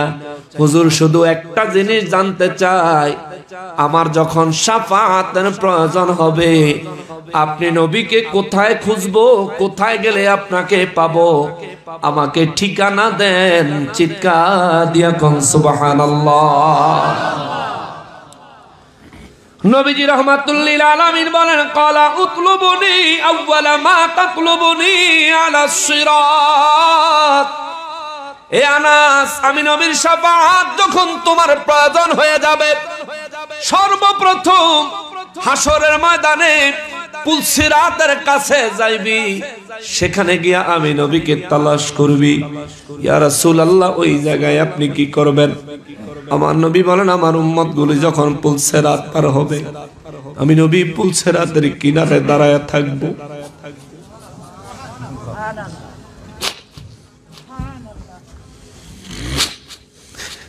নাই কোনো বন্ধু গো, নাই দরদি নাই, কঠিন দিনে আমার নবীজি বিনে। মুসলমান রে, নবীজি বলেন, আনাস রে, পুলসিরাতের কাছে তুই যাই আমার তালাশ করবি। আনাস রাদিয়াল্লাহু তাআলা আনহু বলেন, হুজুর আপনি সেখানে কি করবেন? আমার নবী বলেন, আমি সেখানে দাঁড়ায় থাকবো। আমার উম্মতগুলো পুলসিরাত পার হবে। আমার যে উম্মত পুলসিরাত পার হইতে যায় চুলের থেকেও চিকন, হীরার থেকেও ধারালো পুলসিরাতে আমার যে উম্মত মুসিবতে পড়ে যাবে, আমি নবী দৌড়ায়া আমার উম্মতের হাতে ধরে টেনে টেনে পুলসিরাত পার করে দিব।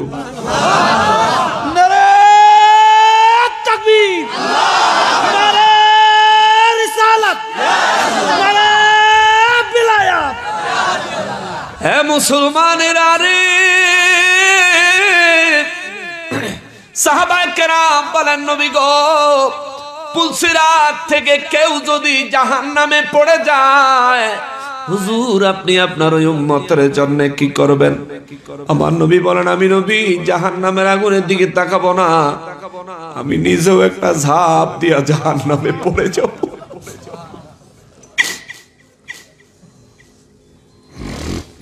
ওরে দয়ালো নবী, প্রেমের ছবি আর আসবে না জগৎ।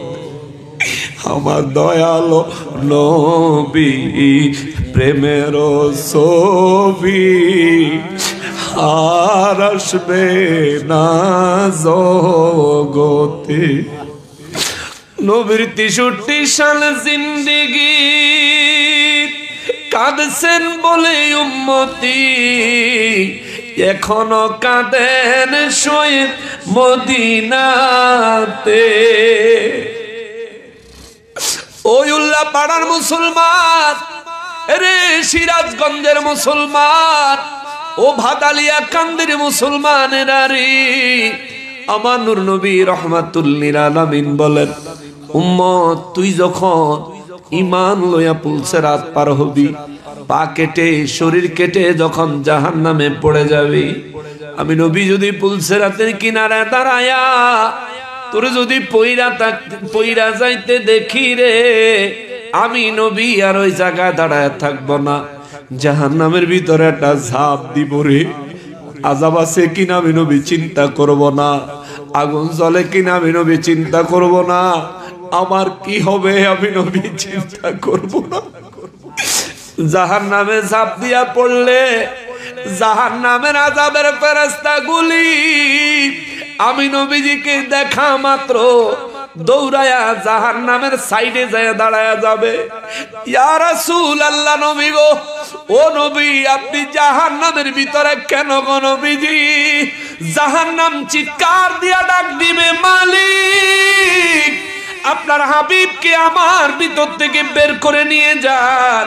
আপনার হাবিব আমার ভিতরে আর কিছুক্ষণ অপেক্ষা করলে আমি জাহান্নাম আযাব দেওয়ার ক্ষমতা হারায়া ফেলবো। আল্লাহু আকবার।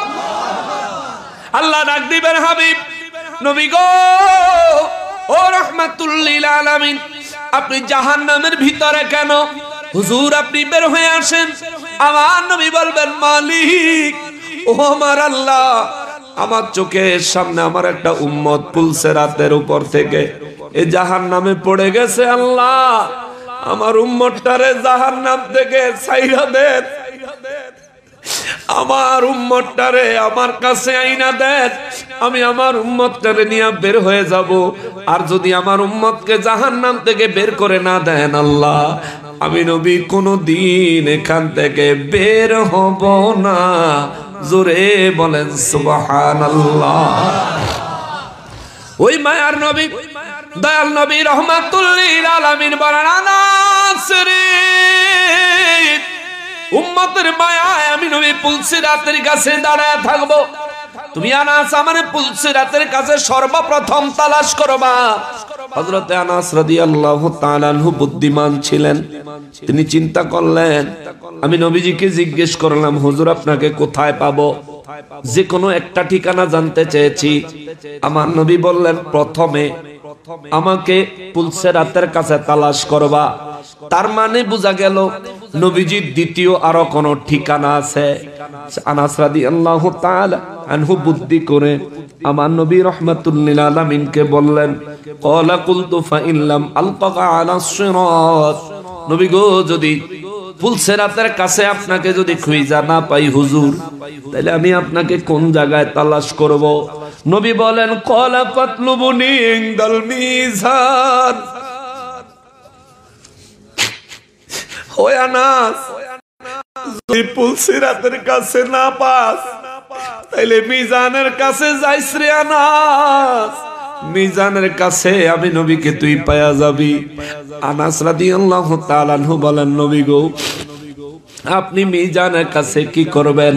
আমার নবী বলেন, আনাস রে, মিজানের কাছে আমি নবী দাঁড়ায় থাকবো।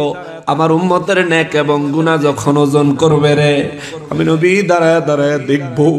আমার উম্মতের গুনাহ যখন বেশি হয়ে যাবে, আমি নবী আমার প্রেমিক আমার উম্মতের নেকের পাল্লার নিচে আঙ্গুল লাগাইয়া নেকের ওজন ভারী করে দিব। নবী বলেন, সাহাবীরা রে, এই জমিন থেকে আমি নবীর উপর মহব্বতের দুরুদ ও সালাম পড়নে ওয়ালা বহু উম্মত গুনাহ অধিক পরিমাণে লয়া কবরে যাবে। হাসরের ময়দানে তার নেক আর গুনাহ যখন পাল্লায় উঠাইয়া দিবে, তার নেকের ওজন কম হবে, গুনার ওজন বেশি হয়ে যাবে। আমি নবী আমার পকেট মোবারক থেকে এক টুকরা কাগজের মতো দেখতে এটা উঠাইয়া আমার উম্মতের নেকের পাল্লার উপর রেখে দিব রে। আমার নবী বলেন, এইবার যদি গুনাহের পাল্লায় সাত আসমান সাত জমিনও তুলে দেয়, আমি নবীর কাগজের সাথে ওজনে কুলাবে না। সাহাবায়ে কেরাম বলেন, নবী গো, এটা কি এমন কাগজ যে কাগজের সাথে সমান সাত জনে কুলাবে না? বলেন, জাওয়াহিরুল বিহাবে আল্লামা ইউসুফ নাবহানী রাহমাতুল্লাহি আলাইহি সুন্দর করে একটা ঘটনা বর্ণনা করেছেন। তিনি লিখতেছেন, আদম আলাইহিস সালাম মিজানের কাছে দাঁড়ায়া হঠাৎ করে ডাক দিবেন, ইয়া আহমাদু, ইয়া আহমাদু। আমার নবী রাহমাতুল লিল আলামিনকে আহমদ আহমদ বলে ডাক দিবেন। আমার নবী আরশে আজিমের ছায়া মোবারকের নিচে সিজদায় পড়ে রব্বি হাবলি উম্মতি হাল্লিম উম্মতি ইয়া উম্মতি ইয়া উম্মতি বলে বলে আমার নবীজি কাঁদবে। আদম নবীর শুনে আমার নবী রাহমাতুল লিল আলামিন দৌড়ে আমি জানার কাছে এসে বলবেন, লাব্বাইক ইয়া আদম সফিউল্লাহ, ও আদম নবী আমি উপস্থিত, আপনি আমাকে কেন ডাকলেন? আদম নবী বলবেন, আপনি তো আরশে আজিমের ছায়া সিজদায় পড়ে কাঁদে, এই মাত্র দেখলাম আপনার একটা উম্মতের নেকের কম হয়েছে বিদায়। ফেরেশতারা তার গলার মধ্যে জিঞ্জির লাগায়া, তার কোমরের মধ্যে জাহান্নামের আগুনের শিকল লাগায়া দেখেছি ফেরেশতারা তারে টানতে টানতে জাহান্নামের দিকে নিয়ে যায়। আমার নবী বলেন, আদম নবীর জবানে কথাটা শোনাবো, আমি নবী পাগল পারা হয়ে যাব। চতুর্দিকে আমার উম্মতটারে খুঁজতে থাকবো, চতুর্দিকে তাকাইয়া আমি যখন আমার উম্মতের খুঁজা পাবো না, আদম নবীরে তখন জিজ্ঞেস করবো, আদম নবী গো, আমার উম্মতটারে কোন দিকে নিয়ে গেছে? আদম নবী দেখায়া দিব, এই রাস্তা দিয়া নিয়ে গেছে। আমি নবী দেরি করব না, দৌড় দিব রে, দৌড় দিব। দৌড়ায়া রাস্তা অনেক দূর যায়, আমি নবী দেখবো আমার গুনাহগার উম্মতের গলার মধ্যে জাহান্নামের আগুনের জিঞ্জির লাগায়া, কোমরে জাহান্নামের আগুনের শিকল লাগায়া টেনে টেনে জাহান্নামের দিকে নিয়ে যাচ্ছে। আমি নবী রাস্তায় গিয়া আমার উম্মতটারে দেখে আমি তার হাত পিছন দিক থেকে টেনে ধরবো, ফেরেশতারা পিছন দিকে তাকায়া দেখবো আমার উম্মতরে আমি নবী টেনে ধরে রাখছি। ফেরেশতারা ডাক দিব, ইয়া রাসূলুল্লাহ, নবী গো, ও দয়াল নবীজি, আপনি এইখানে কেন? হুজুর, আপনি তার হাত ধরছেন কেন? আমার নবী বলবেন, কেন রে ফেরেশতারা, তারে কই নিয়ে যাও? ফেরেশতারা কয়, হুজুর, তার নেকের পরিমাণ কম হয়েছে, গুনাহের পরিমাণ বেশি হয়েছে গো নবীজি। ইয়া রাসূলুল্লাহ, আমরা তাকে জাহান্নামের দিকে নিয়ে যাই। আমার নবী দুই চক্ষু মোবারকের পানি মোবারক ছেড়ে দিয়ে বলবে, ফেরেশতারা রে, এই লোকটা কার উম্মত? তোমরা তারে চিনোনি? ফেরেশতারা বলবে, হুজুর, আমরা জানি উম্মত। আমরা না জিজ্ঞেস করে তোমার দিকে গেলি। ফেরেশতারা কয়, নবী গো, ও নবী, আপনি দয়া করে মনে কষ্ট নিয়েন না। হুজুর, আপনি কোনো বদদোয়া দিয়েন না। হুজুর, আপনি কোনো অভিশাপ দিয়েন না গো নবী। ইয়া রাসূলুল্লাহ, আপনার উম্মতের সাথে কোনো ধরনের দুশমনি আমাদের নাই। আল্লাহ আমাদেরকে নির্দেশ দিয়েছেন, যার নেকের ওজন বেশি হবে তাকে যেন জান্নাতের দিকে নিয়ে যায়, যার গুনাহ বেশি হবে তাকে যেন জাহান্নামের দিকে নিয়ে যায়। হুজুর, আমরা শুধু আল্লাহর হুকুম পালন করছি। হুজুর, আপনার উম্মত জানা সত্ত্বেও আমরা আপনার উম্মতকে রেখে আসতে পারলাম না, কারণ আল্লাহ আমাদেরকে নির্দেশ দিয়েছেন। আমার নবী রাহমাতুল লিল আলামিন বলেন, সাহাবীরা রে, সেই দিন আমি নবী আমার এক হাত মোবারক দিয়ে আমি নবীজির দাড়ি মোবারক ধরবো। দাড়ি মোবারক ধরে আমি আমার রব্বুল ইজ্জতের দরবারে আরেক হাত বাড়ায় দিয়ে ডাক দিব, মালিক। আল্লাহু আকবার। ইয়া রাব্বাল আলামিন, আপনি আমাকে ওয়াদা দিয়েছেন, হাসরের ময়দানে আপনি আমাকে লজ্জিত করবেন না, অপমানিত করবেন না। আমার রব্বুল আলামিন কুদরতের দরবার থেকে ডাক দিয়া বলবেন, ও আমার হাবিব রাহমাতুল লিল আলামিন, কোন জায়গায় মনে হয়েছে আমি রব্বুল আলামিন আপনাকে অপমান করেছি? আপনাকে অপমান করার জন্য আমি আল্লাহ আজকে হাসরের ময়দান সাজাই নাই। হাসরের ময়দান সাজাইছি আপনার শান বোঝানোর জন্য। সুবহানাল্লাহ। আমি আল্লাহ জানি কে জান্নাতে যাবে, আমি আল্লাহ জানি কে জান্নাতে যাবে, কার জন্য জান্নাতের বাজেট হয়েছে আমি জানি। হাসরের ময়দান করেছি সৃষ্টি যাতে বুঝে আপনার সাথে আমার প্রেম কত, আপনার কথার আমি আল্লাহর কাছে দাম কত। জোরে কন্যা সুবহানাল্লাহ। নবী গো নবী, আমি সবার খবর জানি, তবু হাসরের ময়দানে আনলাম আপনার জন্য। ইয়া রাসূলুল্লাহ, বলেন শুনি, আপনার জন্য আমি রব্বুল ইজ্জত কি করলে আপনি খুশি হবেন? আমার নবী বলবেন, আল্লাহ আমার উম্মত আমারে না দেখায়া জাহান্নামে নিয়ে যায়। আল্লাহ রব্বুল ইজ্জত সঙ্গে সঙ্গে কুদরতের দরবার থেকে ডাক দিবেন, ইয়া আইয়ুহাল মালাইকা, হে ফেরেশতার দলেরা রে, আতিউ মুহাম্মদ সাল্লাল্লাহু আলাইহি ওয়াসাল্লাম, আমার হাবিব এখন থেকে যা বলবে তোমরা তাই শুনবে। জোরে কইলেন না? আরো জোরে বলেন না? এটা আমাদের জন্য খুশির সংবাদ না কষ্টের? খুশির সংবাদ না কষ্টের? অনেক মানুষ আছে তারার জন্য এটা খুব কষ্টের। নবীজি সুপারিশ করবেন, এটা তারার খুব কষ্ট লাগে। নবীজি বলেন, নিজের নেক বেশি হইব না গুনাহ বেশি হইব, এই চিন্তায় নবী বলে নিজেই পেরেশান থাকবে। এই জোরে কর না। এই বক্তব্য যে হুজুর দিল, আমার দেশের বাংলাদেশের মুসলমান এত সহজ সরল, কেউ একজনও জিজ্ঞাসা করলো না, হুজুর বলেন আমার নবীর জীবনে একটা গুনাহ করছেন এমন একটা গুনার বর্ণনা দেন। একটা মানুষ কইল না। যে নবী দুজাহানের বাদশা, যার খাতিরে আল্লাহ সব বানাইছে, ওই নবী হাসরের ময়দানে চিন্তায় থাকবে নেকের ওজন বেশি হয় না গুনার ওজন বেশি হয়? আপনি বলেন আমার নবীর জীবনের গুনাহটা কি আছে? আছে? আরে আল্লাহ কোরআনে ঘোষণা দিয়েছে হুজুর অতীত জীবনে গুনাহ থেকে আপনাকে আমি আল্লাহ হেফাজত করেছি, বর্তমানে হেফাজত করছি, ভবিষ্যতেও গুনাহ থেকে আপনাকে হেফাজত করার দায়িত্ব আমি আল্লাহ নিয়েছি। আল্লাহ নবীকে গুনাহ থেকে হেফাজত করেছেন।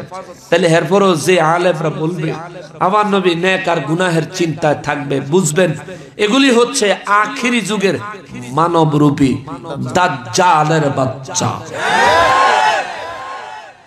এরাই ওই যে ফিলিস্তিন আর ইসরায়েলের যুদ্ধ লাগছে পরে এই এরাই বলে ফিলিস্তিনের মুসলমানরা দোষী।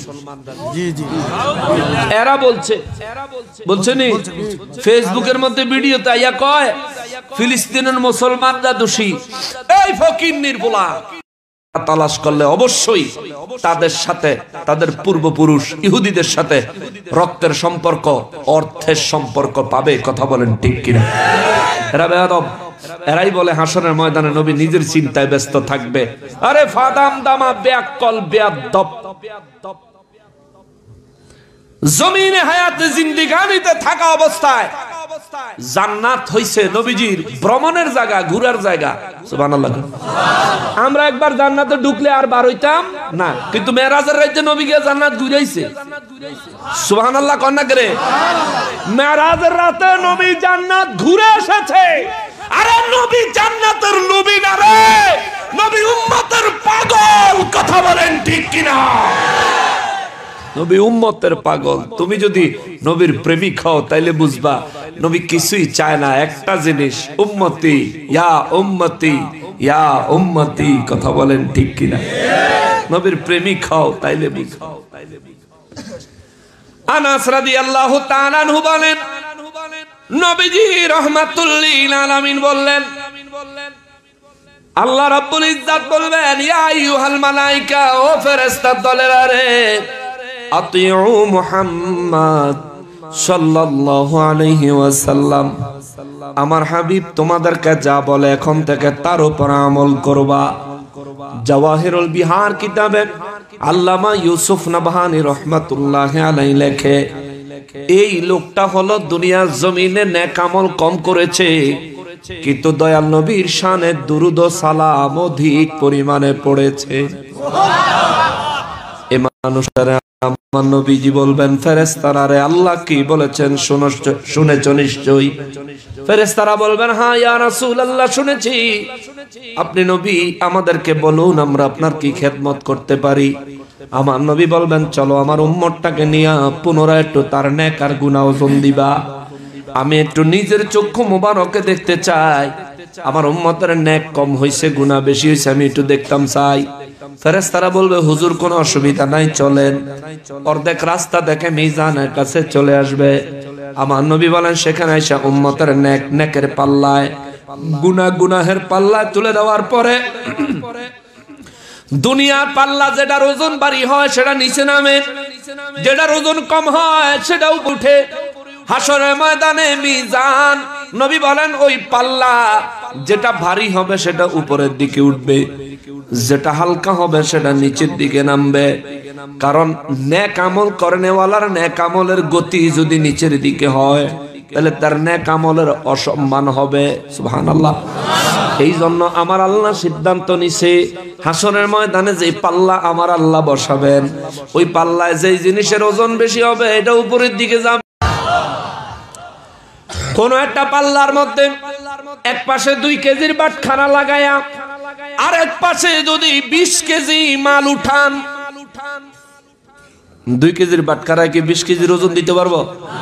20 কেজি এমন ভাবে নিচে নামবো যে নিচে নামানোর আর জায়গা থাকতো না, থাকলে আরো নাম লইলে, ঠিক না? নবী বলেন আমি যখন আমার গুনাহগার উম্মতের নেকের পাল্লায় পকেট থেকে কাগজ বের করে দিব রে, আমার উম্মতের আমলটা নেকের পাল্লাটা এমন ভাবে উপরে উঠবে রে, পাল্লার শেষ সীমানা পর্যন্ত উপরে উঠে যাবে। সুবহানাল্লাহ। যদি আরো জায়গা থাকতো পাল্লার উপরে উঠতো, কিন্তু পাল্লা উপরে উঠবে না, পাল্লার শেষ সীমানা পর্যন্ত উপরে উঠে যাবে। আমার নবী রাহমাতুল লিল আলামিন বলবেন ফেরেশতারা রে, ও ফেরেশতারা এইবার আমার উম্মতের নেকের ওজন বেশি হয়েছে রে, এবার আমার উম্মতের কোন দিকে নিয়ে যাইবি ক? ফেরেশতারা বলবে হুজুর আল্লাহর নির্দেশ হলো যার নেক আমল বেশি হবে তারা যেন জান্নাতে নিয়ে যায়। এই কথা শুনে ওই পাগল ব্যক্তি আমার নবী রাহমাতুল লিল আলামিনের নূরানি কদম মোবারকে জড়ায় ধরবে। নবী গো, ও দয়াল নবীজি, আপনি যদি আজ আমাকে রক্ষা করার জন্য এগিয়ে না আসতেন, আমি আমার কোন আমল দিয়ে আল্লাহর দরবার থেকে রেহাই পাইতাম না। হুজুর আপনি আমাকে রক্ষা করেছেন, আপনি নবীকে দুনিয়ায় দেখার জন্য কত মায়া কত মহব্বত করেছি। উল্লাপাড়ার মানুষ, সেদিন আপনিও যদি এই সুযোগ পান বলবেন হুজুর আপনার মহব্বতের কথা, দ্বীনের কথা আলেমরা বলবে শুনে আমি আমার টাকার মায়া করি নাই দিয়েছি, মাহফিলের দিন শীতের ভয় করে নাই মাহফিলে গিয়ে উপস্থিত হইছি, আপনার কথা শুনছি, দুই চোখে পানি ছেড়ে ছেড়ে আপনার মায়ায় কাঁদছি। কিন্তু নবী গো, আজকের এই মুসিবতের দিনে আমার মতো গুনাহগারকে বাঁচানোর জন্য আপনি নবী আগায় আসলেন, আবার আমার নেকের পাল্লায় এক টুকরা কাগজ দিলেন। কাগজ দেওয়ার সাথে সাথে অটোমেটিক নেকের ওজন ভারী হয়ে গেল। হুজুর বিষয়টা বুঝলাম না গো নবীজি, বিষয়টা বুঝলাম না। আমার নবী বলবেন পাগলা রে, আমি জমিনে হাদিসে মোবারক বয়ান করে এসেছি, আমি নবীর উপর দুরূদ ও সালাম পড়নেওয়ালা আমার উম্মতকে আমি নবী কখনোই কোনো মুসিবতে একা ছেড়ে দিব না। দুনিয়ায় হোক আখিরাতে হোক, আমার কোন উম্মতকে দুরূদ ও সালাম পড়নেওয়ালা উম্মতকে কোন মুসিবতে আমি নবী একা ছেড়ে দিব না। আজ তুমি আমার দুরূদ ও সালাম পড়নেওয়ালা উম্মত, আমি নবী তোমারে চিনি, তুমি যদিও আমারে দেখো নাই। দালাইলুল খায়রাত কিতাবে 36 পৃষ্ঠায় আমার নবী বলেন, আমার উম্মতের মধ্যে যে ব্যক্তি আমি নবীর মহব্বত সহকারে দুরূদ ও সালাম পড়ে রে, আমি নবী রাহমাতুল লিল আলামিন আমার ওই উম্মতের দুরূদ ও সালামের আওয়াজ সরাসরি নিজের কান মোবারকে শুনি, আমার ওই উম্মতকে চিনি। জোরে কোন সুবহানাল্লাহ। আমি তোমারে চিনি, তুমি দুনিয়ায় যে দুরূদ ও সালাম পড়েছো, তোমার দুরূদ ও সালাম গুলি আমি নবীজির কাছে একটা কাগজ আকারে রেখে দিয়েছি। সুবহানাল্লাহ। ওই কাগজটাই তোমার নেকের পাল্লায় উঠাইয়া দিলাম। আজকে তোমার নেকের ওজন ভারী হয়ে গেল। যাও রে উম্মত যাও, জান্নাতে চলে যাও।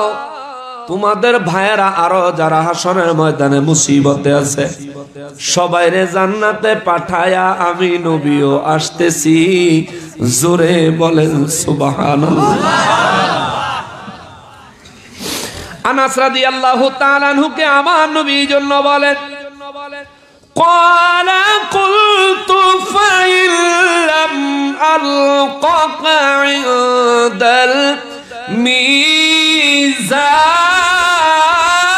الميزان।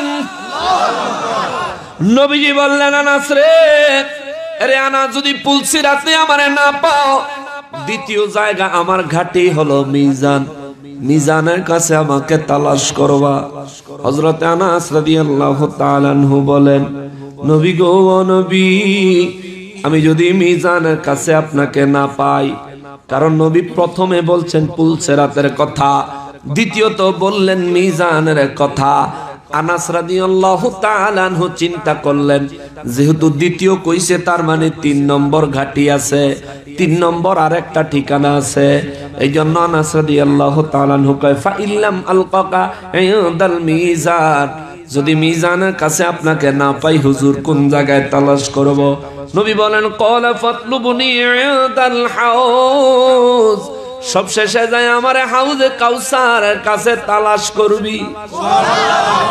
নবী গো নবী, হাউজে কাউসারের কাছে আপনি কি করবেন গো নবীজি? আমার নবী বলেন, হাউজে কাউসারের মাঝখানে আমি নবী অবস্থান করব। আমার উম্মত গুলা চতুর্দিক থেকে আসবে, আমি নবী চতুর্দিকে তাদেরকে হাউজে কাউসার দান করতে থাকবো। আমার নবী বলেন, আনাস